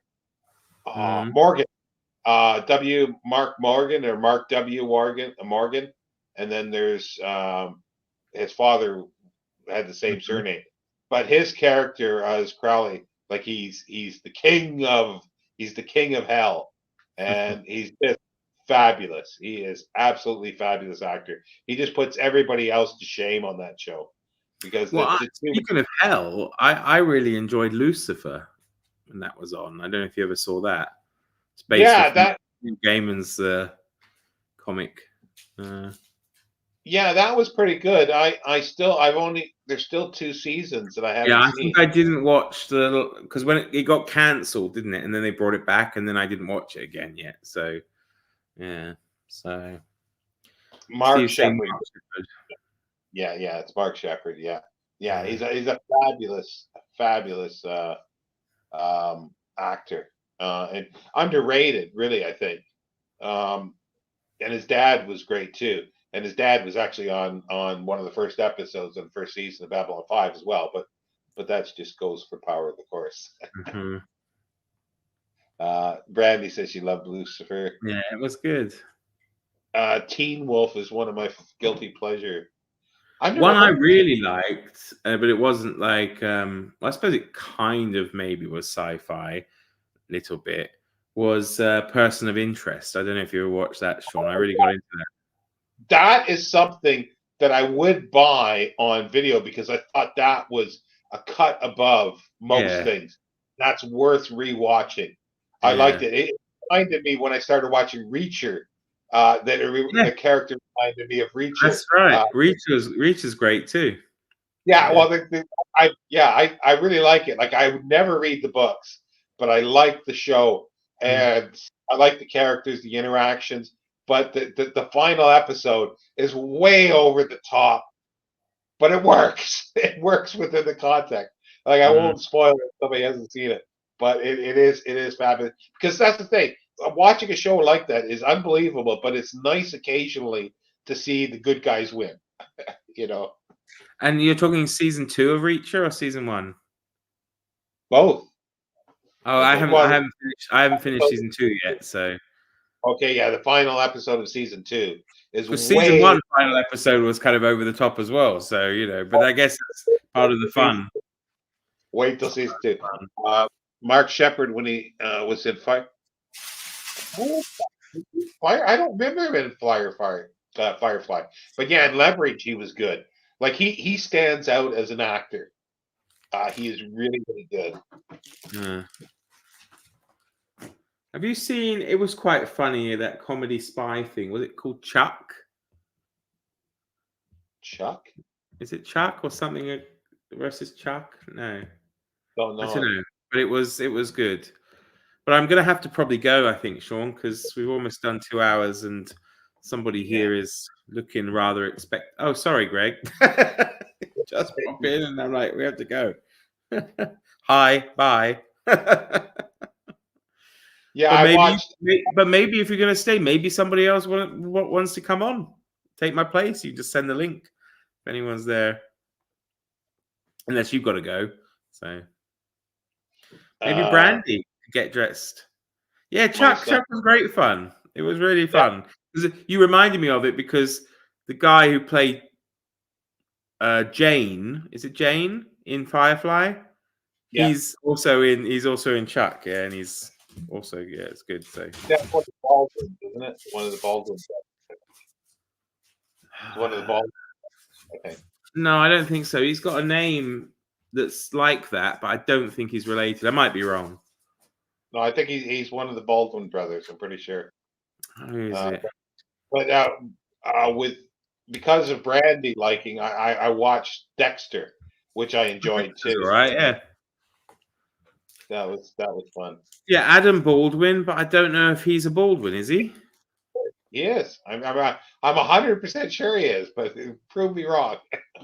No, I just thought he had the name, but I didn't know if he was related to the other Baldwins. So, yeah, you're probably right. I don't remember Mark Shepard in Firefly. That's the one thing, but it's a long time since I've watched it. But I don't remember him being in there. But that's cool. He is a fabulous actor. And as Crowley, he was just able to just rip. You know. Oh, he isn't one of the Baldwins. Yeah, I don't think he is, but Oh, because I remember seeing a picture of them all together, and that's where I go, oh, he is. Because I saw something that when I was looking for something about Firefly, and it had a picture with them. Somebody must have taken a picture with the other Baldwin brothers then, and then it's up on the internet as he's one of the brothers. So I just believed it. That's the problem with the internet. You can't believe everything you see. yeah, just looking him up. So, Yeah. Okay. but I Yeah. I can't thought. see if he's. There's no mention that he is related, so that assumes to me that he's not, because it doesn't Yeah. say like It's his something brother about. or anything. I distinctly remember seeing a picture of him with the Baldwins, and they're saying the Baldwin brother, like he was part of the Baldwin brothers. So clearly, at some point, he met them and took a picture with them, and then it's showing up. Oh, maybe it was just kind of a joke. So,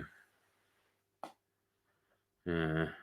Oh yeah, I'm gonna have to well, I really want to rewatch Firefly at some point. I don't have it on disc in any way. But yeah, I completely forgot he was on there. Yeah, I actually enjoyed that, and I don't really like science fiction things, so it was Well, good fun. it's a little better than most. Like, there's a lot of good things to it. Like he did better. There's Josh Wheat. It's a better show than Buffy the Vampire Slayer. But Buffy the Vampire Slayer is what it is, and it was meant. It's meant for young adults, for kids, Yeah, and yeah, it's very young adultish. yeah. Right. Are we done, or are you going to stay on? Well, I don't know. We still got 24 people here, so I don't know. Don't know. They'll probably all disappear. They might stay on. Well, I'll tell you, I could go then, and then maybe if you're still here, once I fed him and done what I have to do, I can pop back on. Otherwise, if you've gone, Yeah, I'll you've gone. stay for a little while and see. All I'm right, awake. I'm out. I don't know if Brandy wants to tag team me in or something, but all right. See you all later, maybe. Bye, Mark. Bye. Thanks.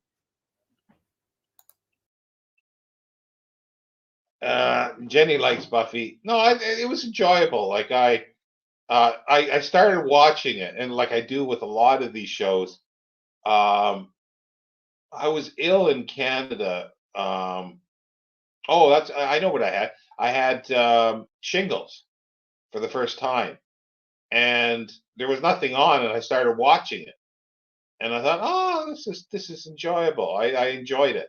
So that's so I watched some of it at that point, and then finally on Prime when it was all on, I watched it all, and I thought, oh, I'm never gonna watch Angel, but I did, and it was okay. It was again fun. I did like the final episode, the very final scene. Uh, that was sort of fun.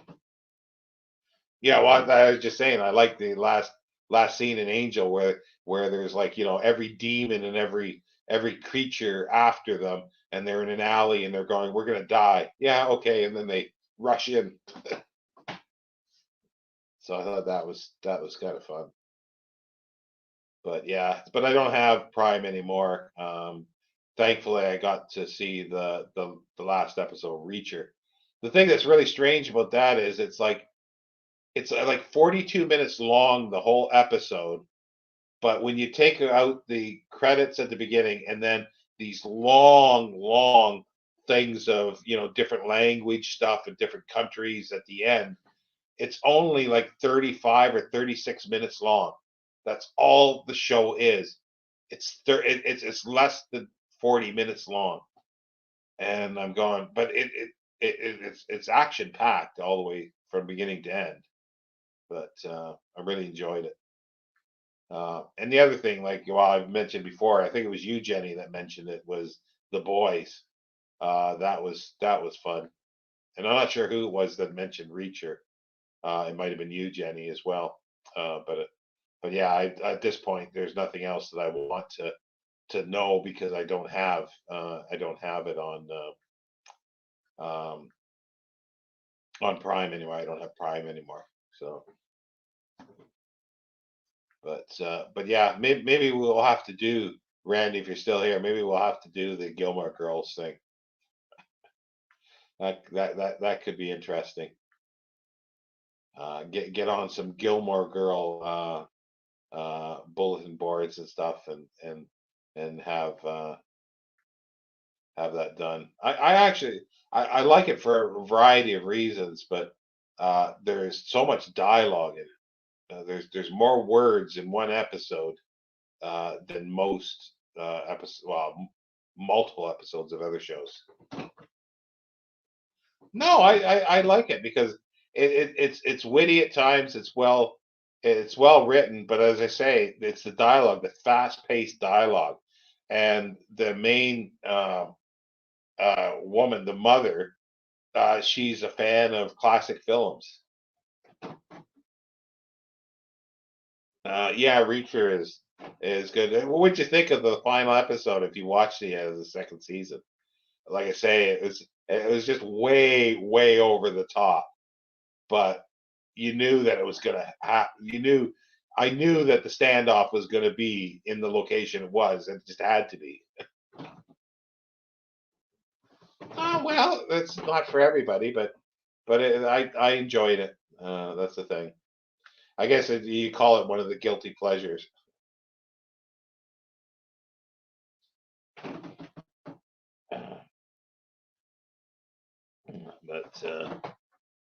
But yeah, but that's about the only one that's sort of, I think, out there for that.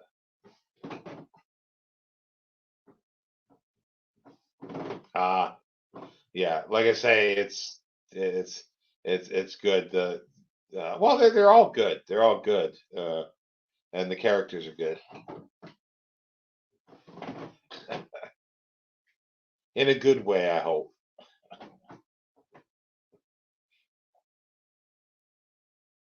I don't know. Does anybody want to see more of these magazines that I got? The pulps.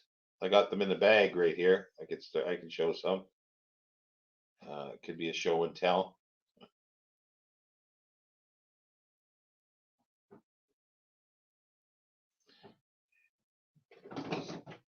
Oh, you want to see? Okay. Well, let me make some space here for somewhere to put them. Um, Here's what's left of my. It's falling apart. The one fire alarm from downstairs here. Okay. Yeah. Pulp magazines. Yeah. Okay. Um, Bill wants to. All the best people are. Yeah. Crazy. Greg wants to see them. I want to see some of the illustrations inside. The covers. Yeah. Okay. Let's do that then. I'll leave the digest. Yeah, the inside ones are sometimes, with this magazine, Astonishing Stories.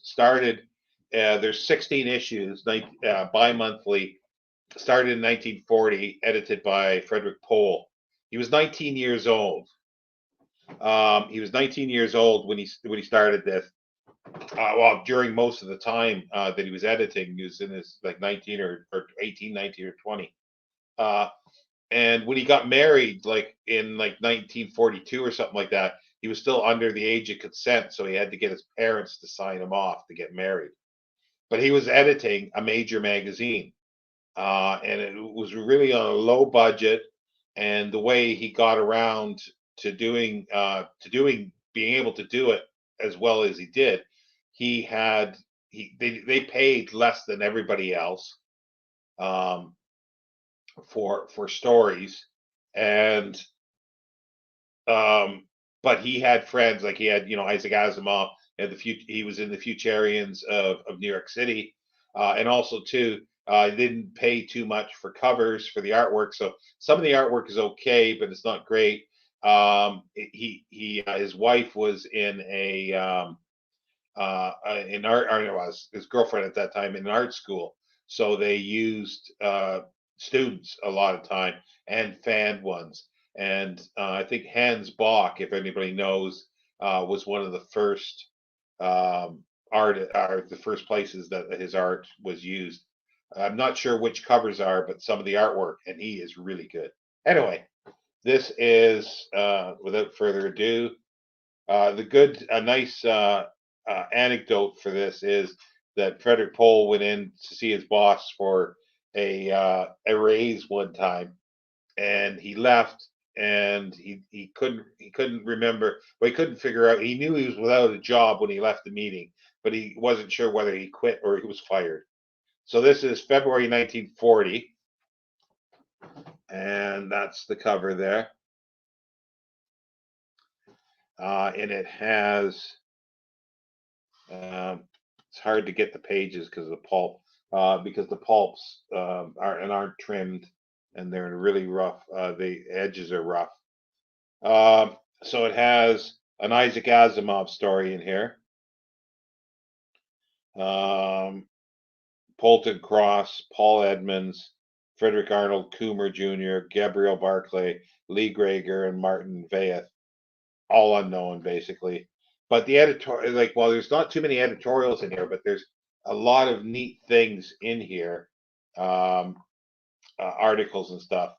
See, the interior artwork isn't the best at times, and what he did as well is cropped the artwork they had, and they reused stuff to save money, and also added more letters in and other discussion things eventually, so you could get rid of a bit of stuff.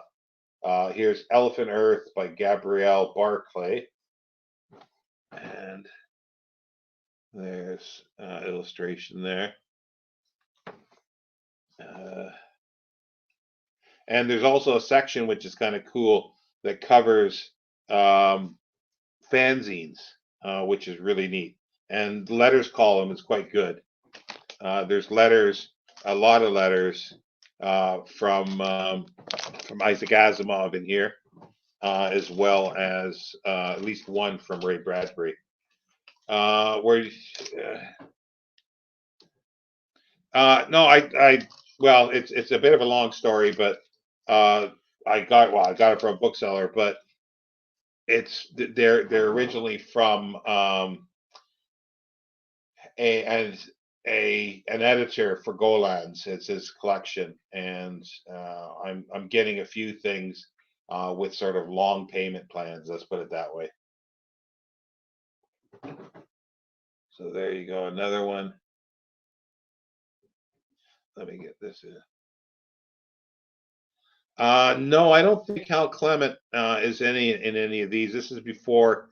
Was it before he was writing? This is 1940 to 43. But no, there's no. I don't remember seeing any Hal Clement in them. See, this one's a little rougher. It's torn down here, and the edges are rough because it's the covers on pulps usually overshot. Astounding, Campbell actually started trimming his, and this is volume 1 number 2, and this one has a Simak story in The Space Beast. Harl Vincent, Ivor Towers, Richard Wilson, Frederick Arnold Coomer, and another Isaac Asimov.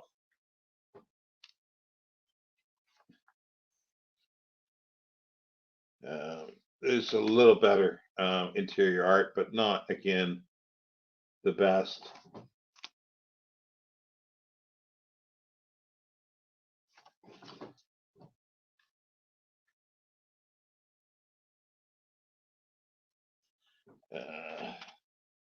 And there's not a huge amount of art either. That's the thing, because they didn't have the money to do it. Trying to find another art piece in here without going through it page by page. Oh, here we go. Harl Vincent.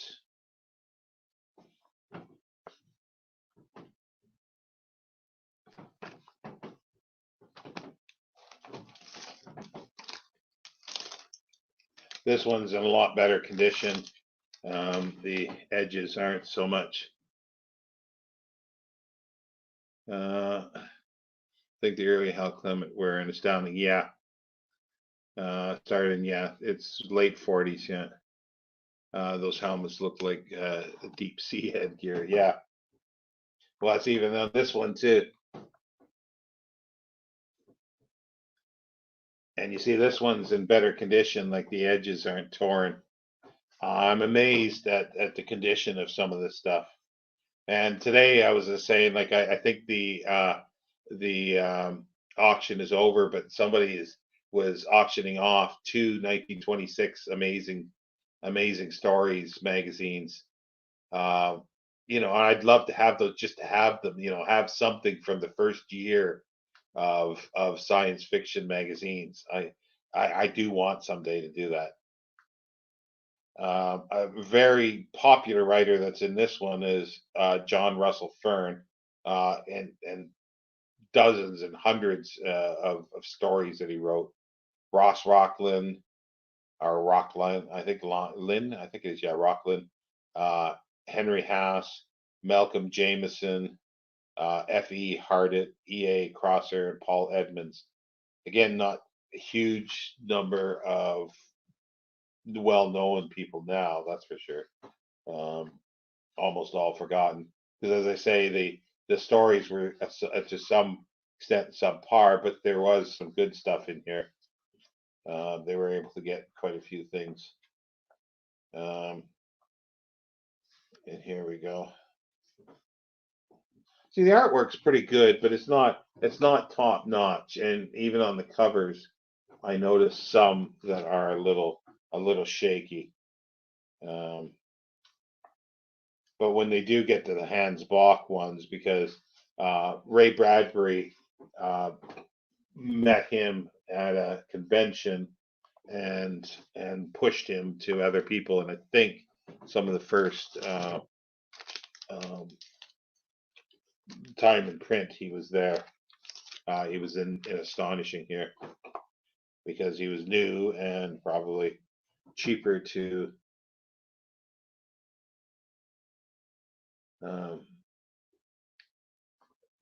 what years are those? Oh, there.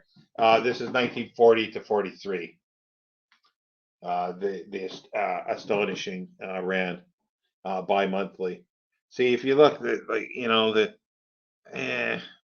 you know, the artwork is good, but not top notch.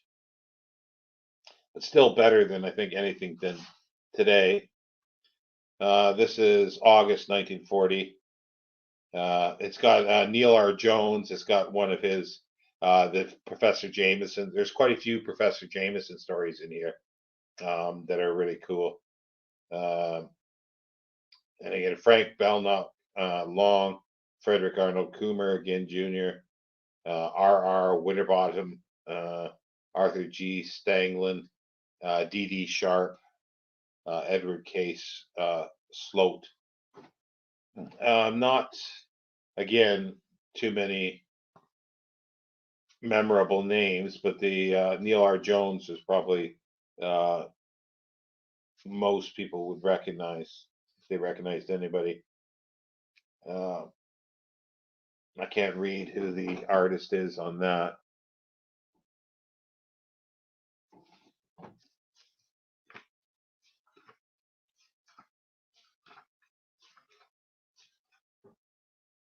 So yeah, there isn't. I think there is. There's a spot illustration. Well, that's a bit phallic looking.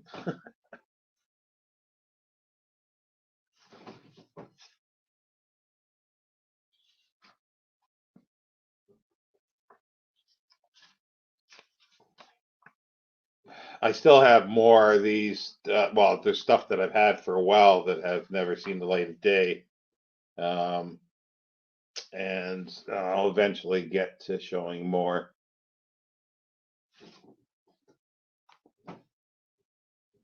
Yeah, they are. They are really cool, and that's the one thing that I like. I now have everything by Clifford Simak, like all his short stories that have been reprinted in 14 volumes, but they're missing, this kind of thing. They're missing the artwork, and yes, you can get some PDFs of this stuff, but sometimes they're photocopied pages and the covers, and then somebody scanned those, so it's not the greatest. See, that has the darkening a lot across the top. This one, but this is a little better, I think, than the others. But still, the faces are, not the best, but they're not bad.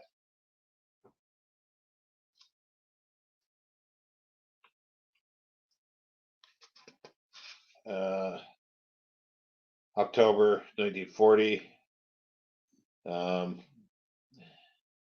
but there's Ray Cummings in here. Um, Frederick Pohl was sort of in awe of Ray Cummings apparently, and he liked he liked meeting him and talking to him, but he didn't really like the stories. But he paid him the most money, I think, out of everybody else in here. And then Raymond Z. Gallen. Somebody's put an X beside it because either they read it or they think it's good. Harl Vincent, Vincent Reed, Malcolm Jameson again. Let's see, and there's ads for everything. You can mail order a rifle. I love these ads too that you don't get when you get reprints and stuff. Yeah, this viewpoints that he started doing in here. There's a it's the letters thing, but then it sort of morphed into other things that are really cool. Um, Discussions about science fiction and fandom and things like that. Here's a pretty good one. But if you look at the face again, like these, but they're still good, like they say. But if we can get to some Hans Block ones, those are just absolutely fabulous.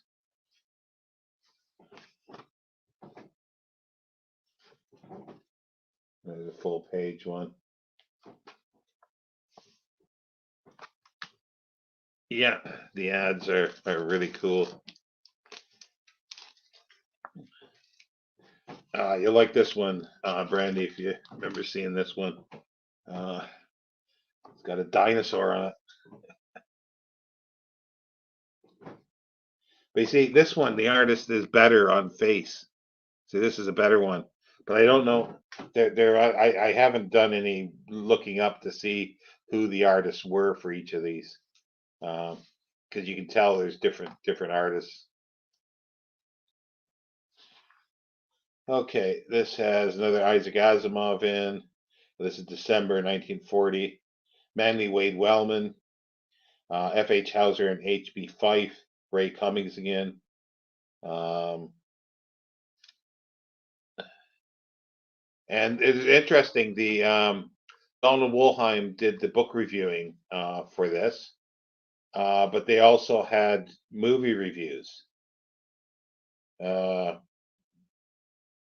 had movie reviews. Sometimes Forey Ackerman did the movie reviews, and even I think a musical or something like that I saw, or theater stuff. There's quite a bit of interesting stuff in here, and as I say, the letters are quite cool. This is an interesting ad, and the artwork's fabulous on it. It's for batteries.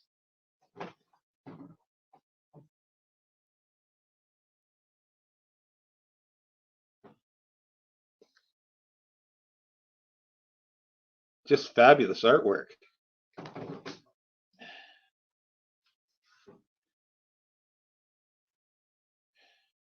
This is Half Breeds on Venus by Isaac Asimov, and which is all over the place, like in 40s and 50s. This is Charles Atlas ads everywhere. Every magazine just had Charles Atlas ads.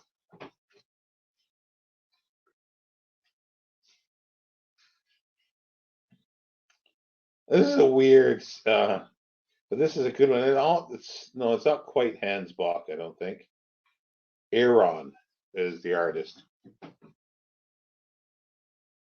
What is that? A bit Eraserhead like.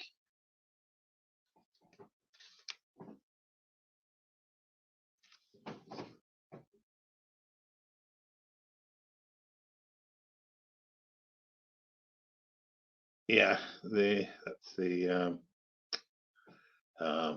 dinosaur one. It was Spammy. For the record, loving the science fiction kind of. It's been the hardest genre for me to crack. Your videos have supremely helpful. No one does that better when it comes to science. Thank you, thank you. There's a lot that I like doing. I like a lot more, and I just wish I had better memory and recollection of things without making so many notes at times. But thank you, Spaminator. Yeah, it is. It is very Eraserhead looking, and you just wonder, did somebody see this in the magazine?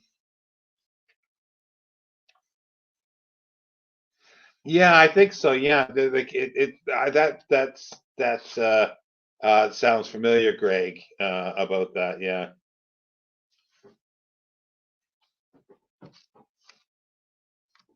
Thank you, Brandy. Oh, I got to put this down, and my little stand here has just collapsed.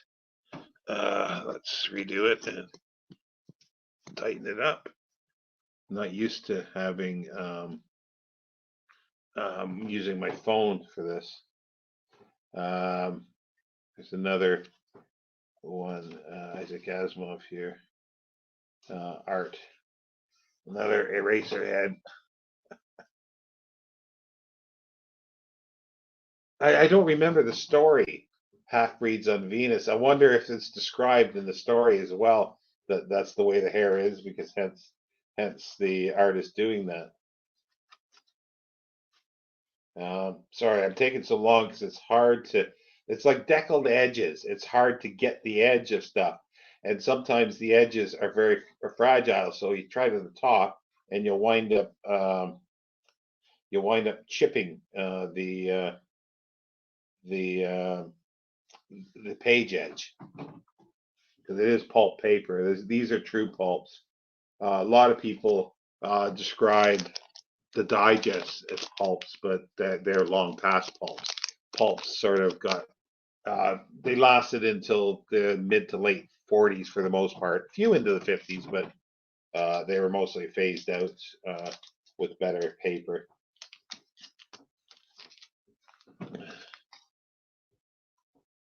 See, here's a good one too. This is, what year is this? This will be 41, I think. Yeah, February 41. Oh.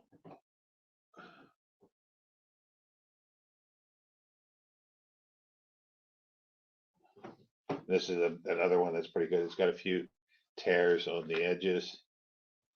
See, here you go. Fantasy, he calls it fantasy reviews, books, and then fantasy film. Fantasia by Dick Wilson is doing the review. Just really cool stuff that's in here. Like I say, some of the stories might be subpar because they didn't pay much for this stuff, but I think the other material is really cool. Another Neil R. Jones, Professor Jameson story, um, an Alfred Bester story in here, the Pet Nebula. Another Ray Cummings, James McCreag, Hugh Raymond, J. Harvey Haggard. and that's what this one is, illustrated. The professor splits, and a little spot illustration there that they'll probably wind up reusing something like that in another story, I'm sure. And then another one. That's a pretty good one.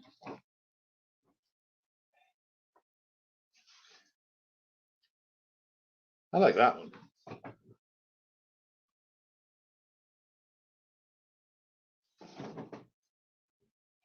There's usually, yeah, there's illustration at the beginning of the story. It seems like every story, and maybe some in the interior, um, but less than in other magazines because, as I say, the money just wasn't there for them to do it.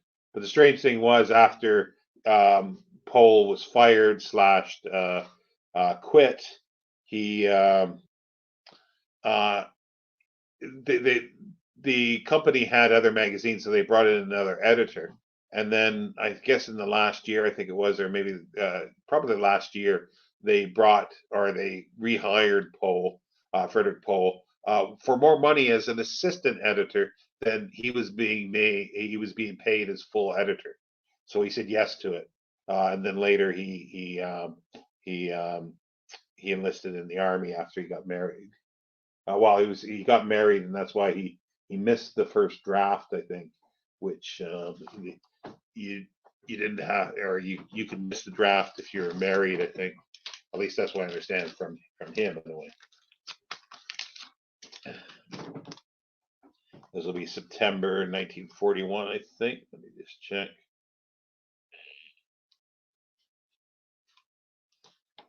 Yeah, September 1941. This one's kind of cool. 10 short stories, or 10 complete stories. And here's the fantasy reviews again. Books here. Let's see if they what films they do. Um, the books of Charles Fort, uh, Presenting Moonshine by John Collier, Lest Darkness Fall by L. Sprague de Camp, $2.50. Oh, I'd love to get a hardcover of that. That's a really good book. Uh, the Other Worlds, an anthology by Wilfred Funk. Oh, I don't know that one. I'm gonna have to look that one up. I don't know that anthology. Let's see who's in this one. Isaac Asimov again. Frank Belknap. Long. See, they're falling. There's bits coming apart every time you touch these. You have to be careful. Harry Walton, S.D. Gottsman, Henry Haas, Paul Edmonds, R.R. Winterbottom, Anton Reeds, Basil E. Wells, James Blish, Solar Plexus. No, I don't think that's one of his cities in flight, but I don't remember. There's another Charles Atlas ads, in a lot of 1950s digests in the UK here. There's always a full page ad for Charles Atlas stuff. Oh, this is some good interior art.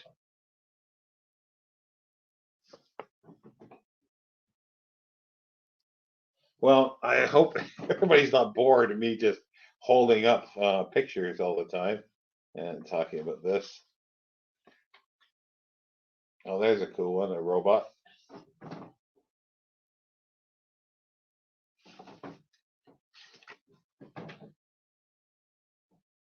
Uh, Thanks for stopping by, Greg. Yeah, I'll continue on as long as everybody's interested in doing it. So you can always come back and take a look at them.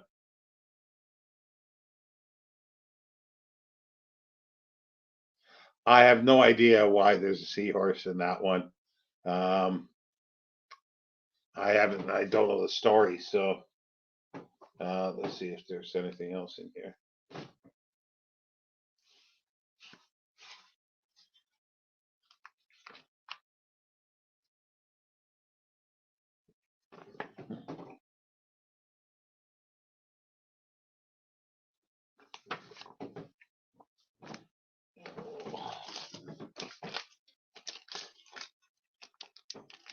Yeah, here's another one it's good, but yeah, I'll explain what I mean. This is 1941 as well. April 1941. Isaac Asimov again. He's throughout these because they were good friends. Frederick Pohl. So yeah, and probably these are stories that were rejected by Campbell at Astounding. And there were lots of other magazines at the time, but this one did pay probably the worst. But it was half the price. See, this is 10 cents. These were, and the um, Astounding were 20 cents. So we got Johnny, Harry, James McCraig again, Ralph Milne Farley, who shows up in a lot of other places too. Lyle Monroe and Elma Wentz, sorry. Ray Cummings, Paul Dennis Lavand.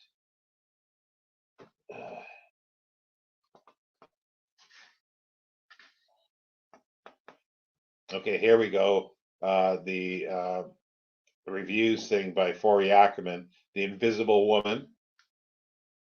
And then they got forthcoming films mentioning what's coming out: The Human Robot, a remake of Dr. Jekyll and Mr. Hyde, Murder by Radium, The Devil Bat, Jungle Girl, Sign of the Zombies, The Mystery of Dr. R, and it goes on.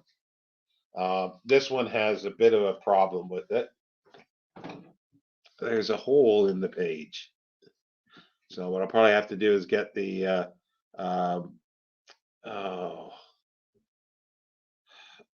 PDF of it and try to print out the little bit in there.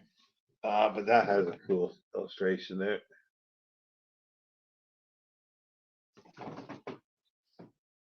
Looks like a dragon fighting, slapping a dragon. It looks like, or something like that. Vic, thank you.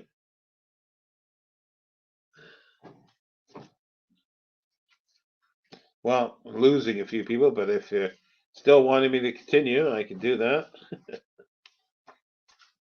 The Time Capsule by Ralph Minley Fern.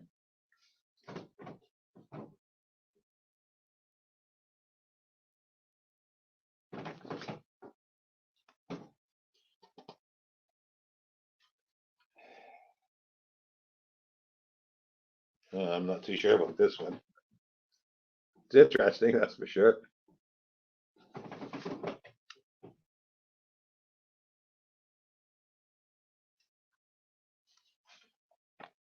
Oh, this is a good one.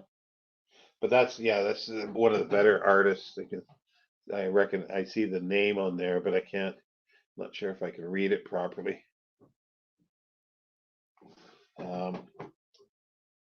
Gromp or something like that. GHROMP maybe.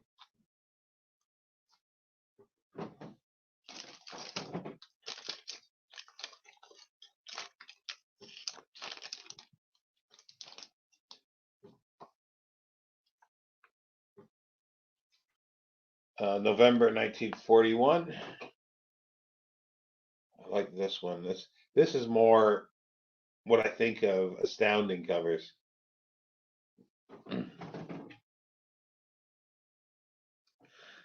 Well, bye, Brandy. Thanks for stopping by. Come back to see the rest of these magazines. So, bye, everyone. And yeah, I'll continue on and until we get dwindled to nobody, I suppose. And you can always come back and take a look at it. There's a Lee Brackett in this one. Retreat to the Stars. Harry Walton, Wilfred Owen Morley, L. Sprague de Camp, and L. Ron Hubbard. Ray Cummings, Ross Rockland, and James McCraig. Or McCraig, I feel like it is.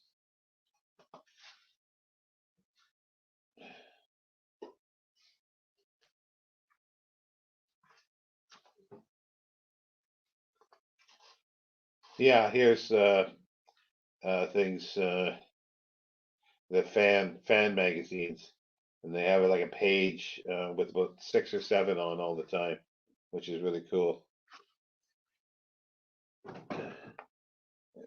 interior.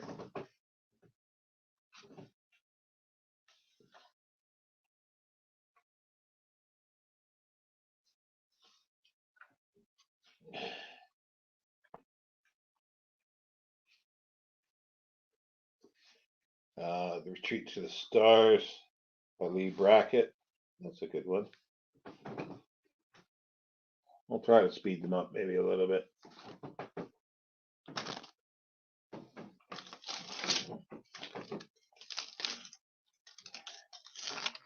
And here's a dragon on the cover.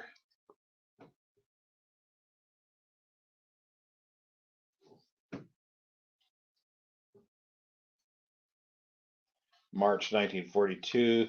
Another, not sure if that's a cover one. It could be, but, or not. I don't think there's a dragon. No, there wouldn't be humans in it. So this may or may not be a Professor. No, it is. Well, Neil R. Sorry, I'm talking to myself. Neil R. Jones, Slaves of the Unknown. That could be a Professor Jameson Wood. Ray Cummings, Joseph Gilbert, Lyle Monroe, Richard Wilson, Walter Kublis, James McCraig.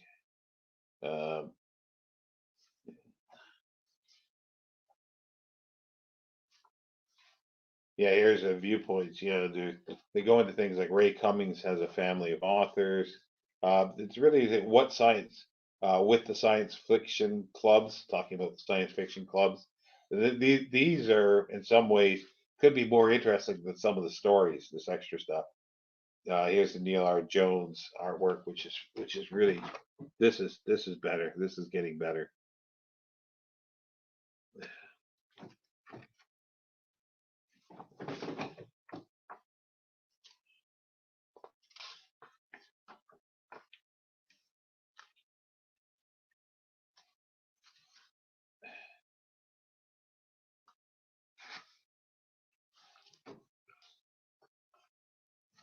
That one. Oh.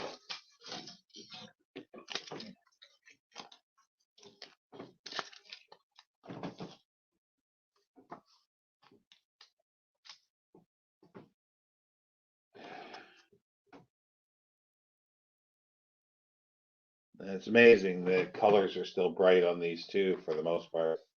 June 1942. Another Lee Brackett, Out of the Sea. Doc Smith. Storm Cloud on Dacre. Henry Kuttner. So there's really a lot. This has a bumper crop of good authors. Henry Kuttner, The Crystal Circle, or the Circle, not Circle. Okay. Robert Moore Williams, An Impossible Intention, Unseen Blushers by Alfred Bester, and then a story by C. Shook.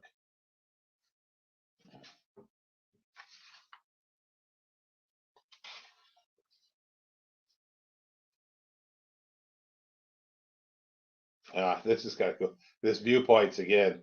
Donut specialist Smith blasts vortices in his spare time. Doc Smith worked for a donut company, and that's what he like. His doctorate was in something like that on food things. I forget what company he worked for most of his life.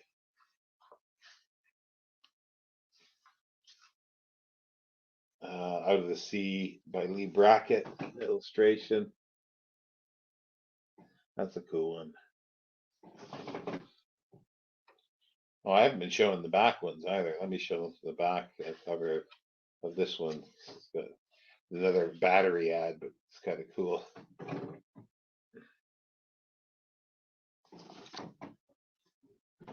But colored illustrations.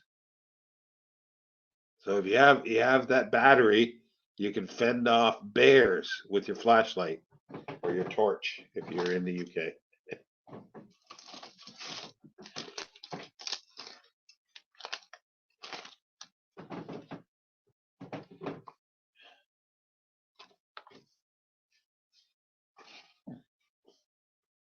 October 1942, Henry Kuttner, E. Doc Smith, Neil R. Jones, Ray Cummings, Walter Kublis, Martin Pearson, Joseph Gilbert.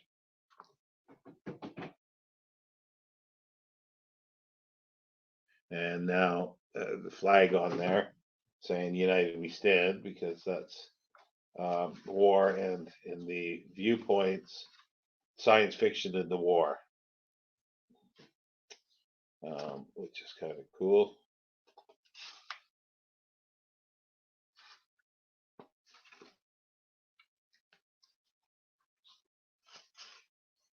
Oh, this is a good one. Who's the artist of that? G. DeHeadfrost.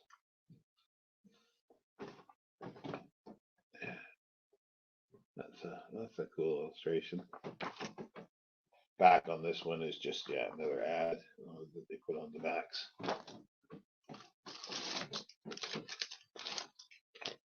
Oh well, we are dwindling viewers, but some may be interested to come back and look at these. This is 1942 as well, December 42. It says complete fantasy novel, Night of Gods by Paul Edmonds. A very short novel, if you want to call it. Malcolm Jameson, John E. Harry, Ross Rocklin, Frank Belknap, Long, and Martin Pearson.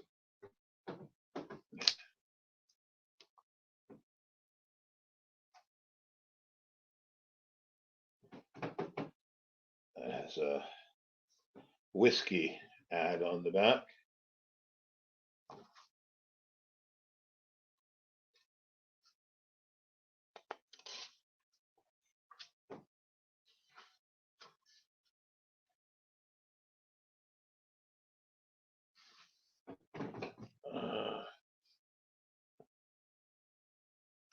I haven't yet.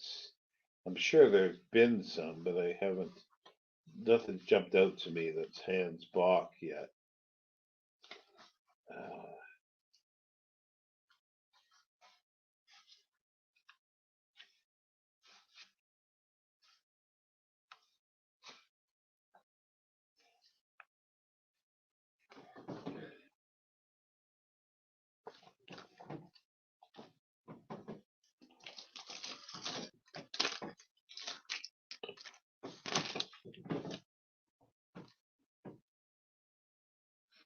So when reading British SF, and they're using a torch, I use it as a flame up. Yeah, that's the thing. But it's normally called here flashlight, a torch. Still 1942. This one, I think, February. Robert Bloch. It happened tomorrow.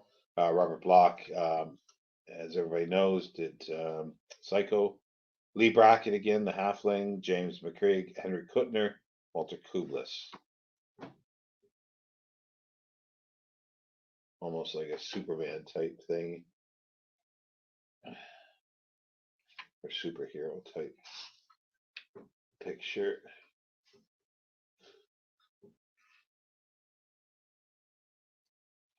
There you go. Mathematics made easy. Blueprint reading. You can take some courses.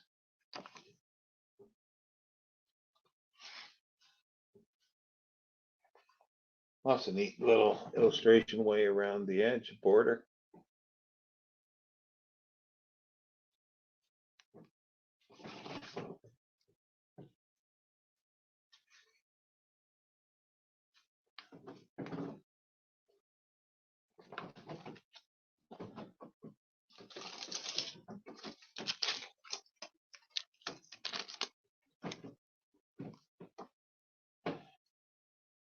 Got to be still 1942. This one's probably the roughest condition. No, this is 1943. Dirk Weil, Nilsson S. Bond, Ray Cummings, Ray Bradbury. Finally, a story appears. Bob Tucker, Cleve Cartmel.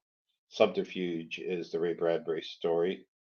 Oh, here's another ad for these battery ads are really cool. The artwork.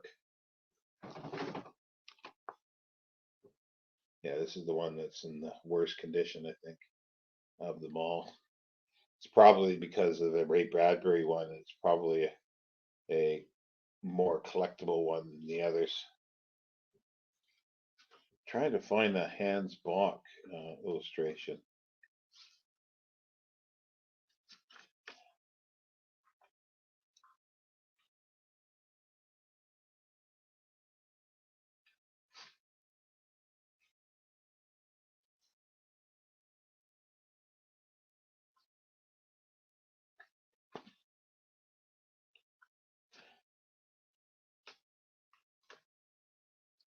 Oh, that's quite a expansive one on 2 pages.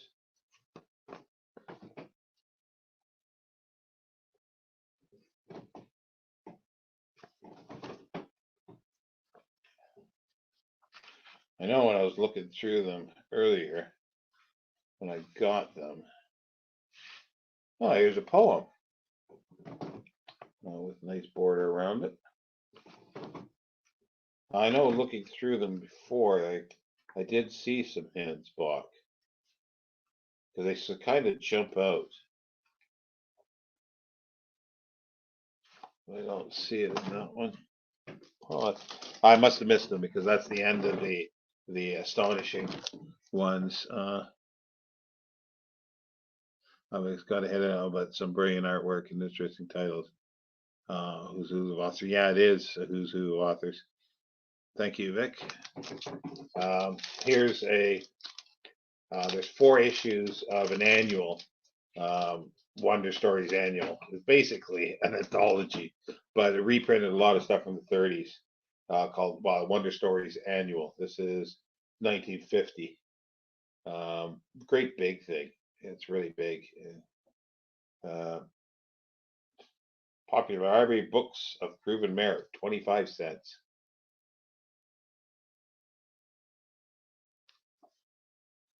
Let's see here. What do we got here? These are full-length novel, Fletcher Pratt, D.D. Sharp, novelettes, Eternal Man, E&O Binder, The Robot Aliens. I like E&O Binder. It was Otto Binder and his brother. I always forget, is it Edward or Edgar? So it was like E and O. One of them went on to do, I think, created or wrote Supergirl and stuff like that. Okay, what else is in here? William Thorman, Ray Cummings, John Benyon Harris, the Moon Devils, Frank K. Kelly. If those will probably know, John Benyon Harris is John Wyndham.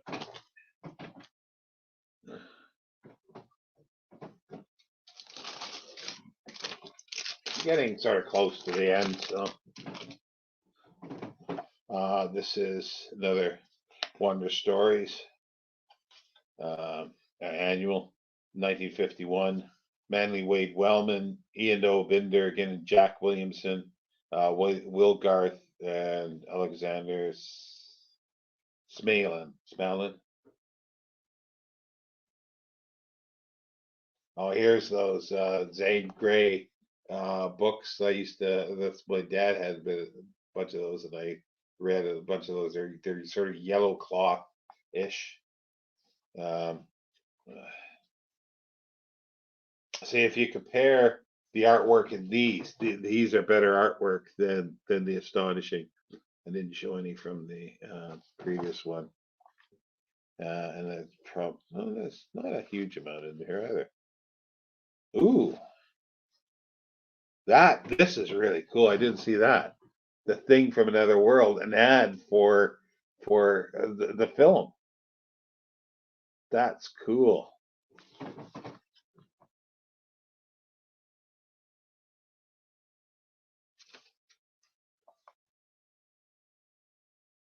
Yeah, there aren't a huge amount of. Oh, there's the ads in here. Oh no, that's the same one. That was in there twice. Um, I almost started playing a drinking game while working my way through the Bradbury on my shelf. Take a drink every time you see the word Mars. I decided against it. I want to live. Oh, Bradbury is fabulous. And yeah, the Martian Chronicles are great.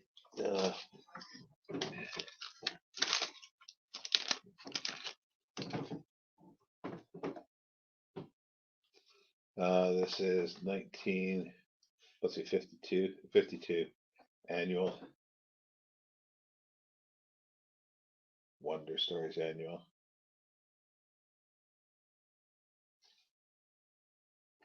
This has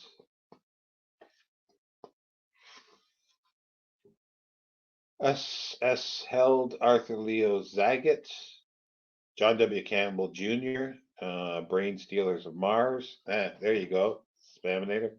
Brain Stealers of Mars. You'd have to take an air drink if you're still doing that. But it's John W. Campbell. Paul Ernst. Short stories, E. Everett Evans, Oliver S. Sari for Around Infinity, Lloyd Arthur Esbach, Three Wise Men, Gabriel Wilson, uh, Earth Venus 12. Don't have the original. I think these would have been anywhere from the 1930s original publications because it was like uh, uh, thrilling wonder stories. Started in 1936, went to probably about 53 when this ended. Um, but it took over in 1936. It bought out Hugo Gernsback's Wonder Stories, which he started after doing Amazing in 1929. He went bankrupt. Whether he was forced out or not, it's I'm not sure. But he started two magazines: Air Wonder Stories and Science Wonder Stories.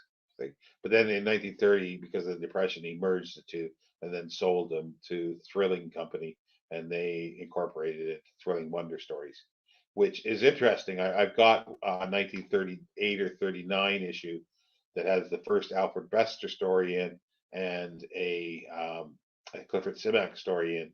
But the magazine, because of its lurid covers, uh, began the term sort of bug-eyed monsters was from that. There's some more interior illustrations.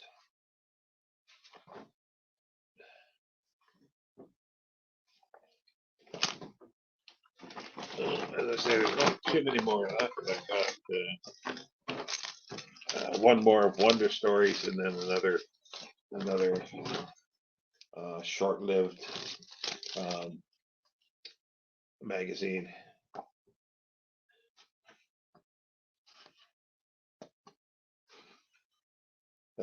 Jack Williamson, Gateway to Paradise, Henry Kuttner, Robert A. Heinlein, a novelette, Jerry is a Man, Isaac Asimov, Christmas on Ganymede. Oh, that's wonderful.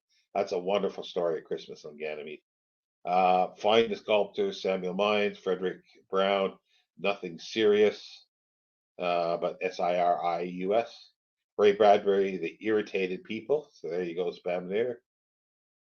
This is 1953. This is the final issue, and I think the final year that company actually was going, um, which is a little strange because early 1950. Well, around 54, 55, they lost a lot of magazines. In the early 1950s, there was a huge boom of magazines, but then they all, or a lot of them, disappeared.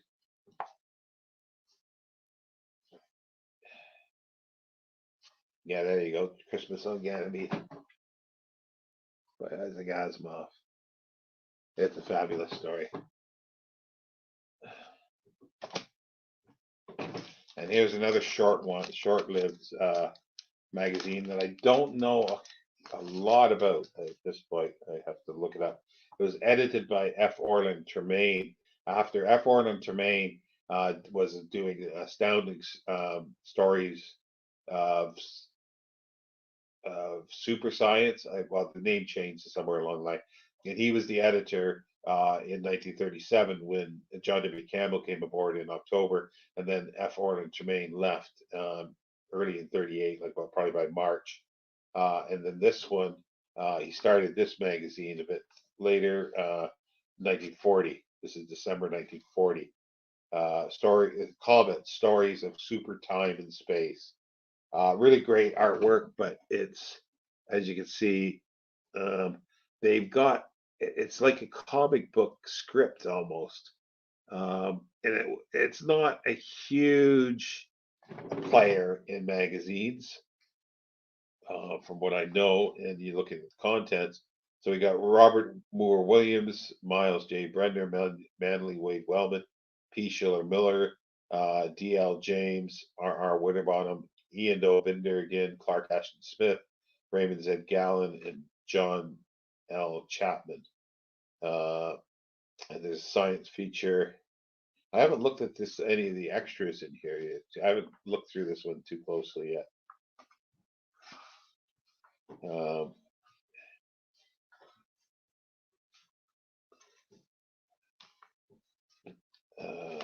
not seeing any interior artwork in here, so they might have really script on this one.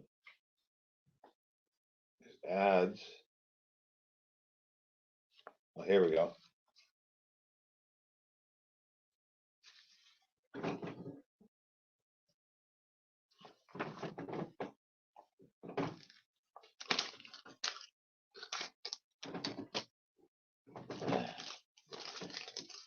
Okay, we got comments. So this should be January 1941. January 1941, yeah. John Victor Peterson, Frank Edward Arnold, Sam Moskowitz. One of his fiction, Sam Moskowitz was part of the Futurarians as well. Mostly known for his nonfiction stuff and one of the instigators for starting the first World Convention, but it was only in New York. But there's a fiction story of his. And Ian Dovinder, R.R. Winterbottom, Harold Vincent, Frank Belknap Long, and H.L. Nichols. And as I say, January 1941. But again, a fabulous cover artwork.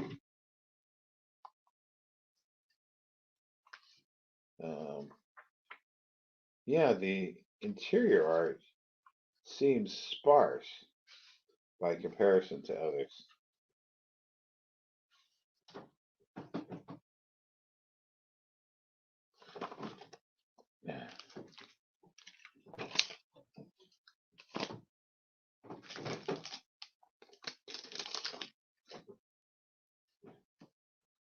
This will be, I think it was monthly, so this should be February.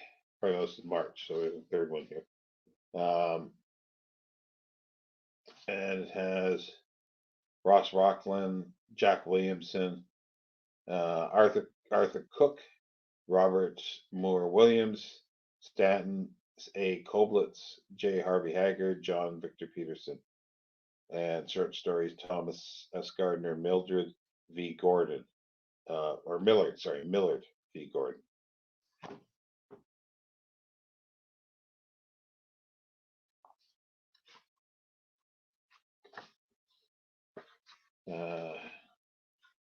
Just show again one of the interior, and then there's two more. Actually. There's only there's 5 of these. I thought there was 4, but it's just short run, 5 issues for this. Comet Stories of Super Time and Space. You can tell by the name that it's going in for the more sensationalist. Carl Selwyn, Ian Dovinder, Neil R. Jones. Probably another, or maybe not. It may not be a Professor Jameson story. P. Schiller Miller, J. Harvey Haggard, Ed Earl Rapp, Sam Carson, John L. Chapman, and Roy Petsky.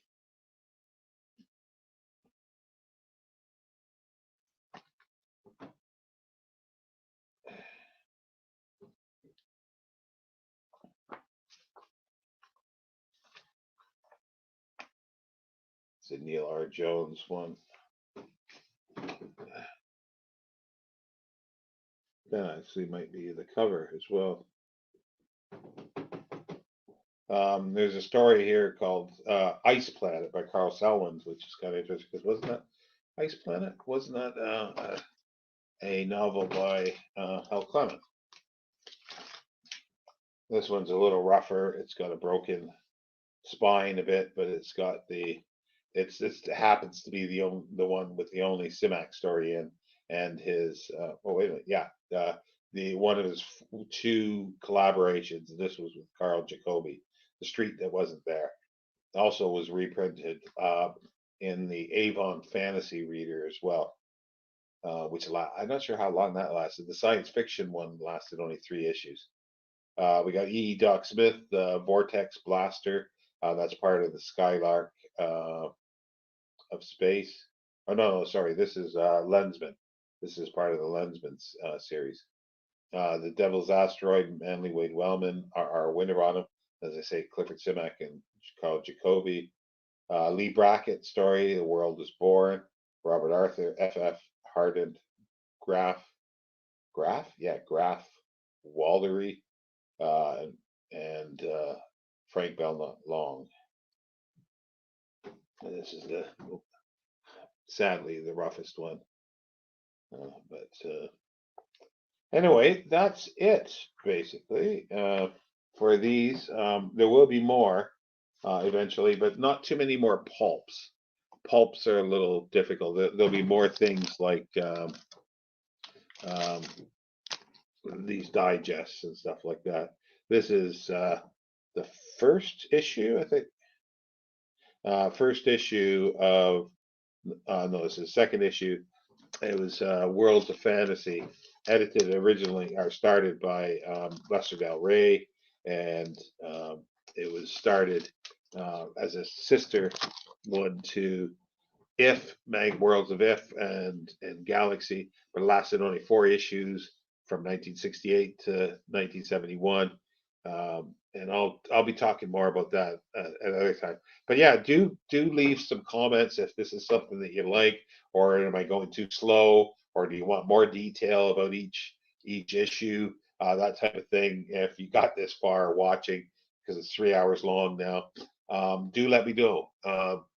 I enjoy looking at these and researching them as well, because I know a little bit about pulp magazines and the early magazines, but there's always surprises and new things to learn, and I'm always happy to hear things that you may know, as well as if you want me to devote more time to it in specific videos.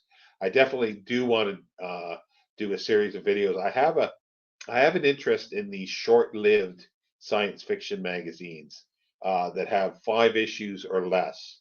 The sweet spot is 2 or 3, but there's some that only had 1 issue, and I've been looking into those, and I've got a few of these. There's lots out there that did this kind of thing right from beginning, well, yeah, almost from the beginning, from the 30s upwards, right to today. Magazines start and then they just disappear. Anyway, thank you everybody for sticking through to this, and yeah, I hope you enjoyed the magazines, and I'll see you next time. Take care.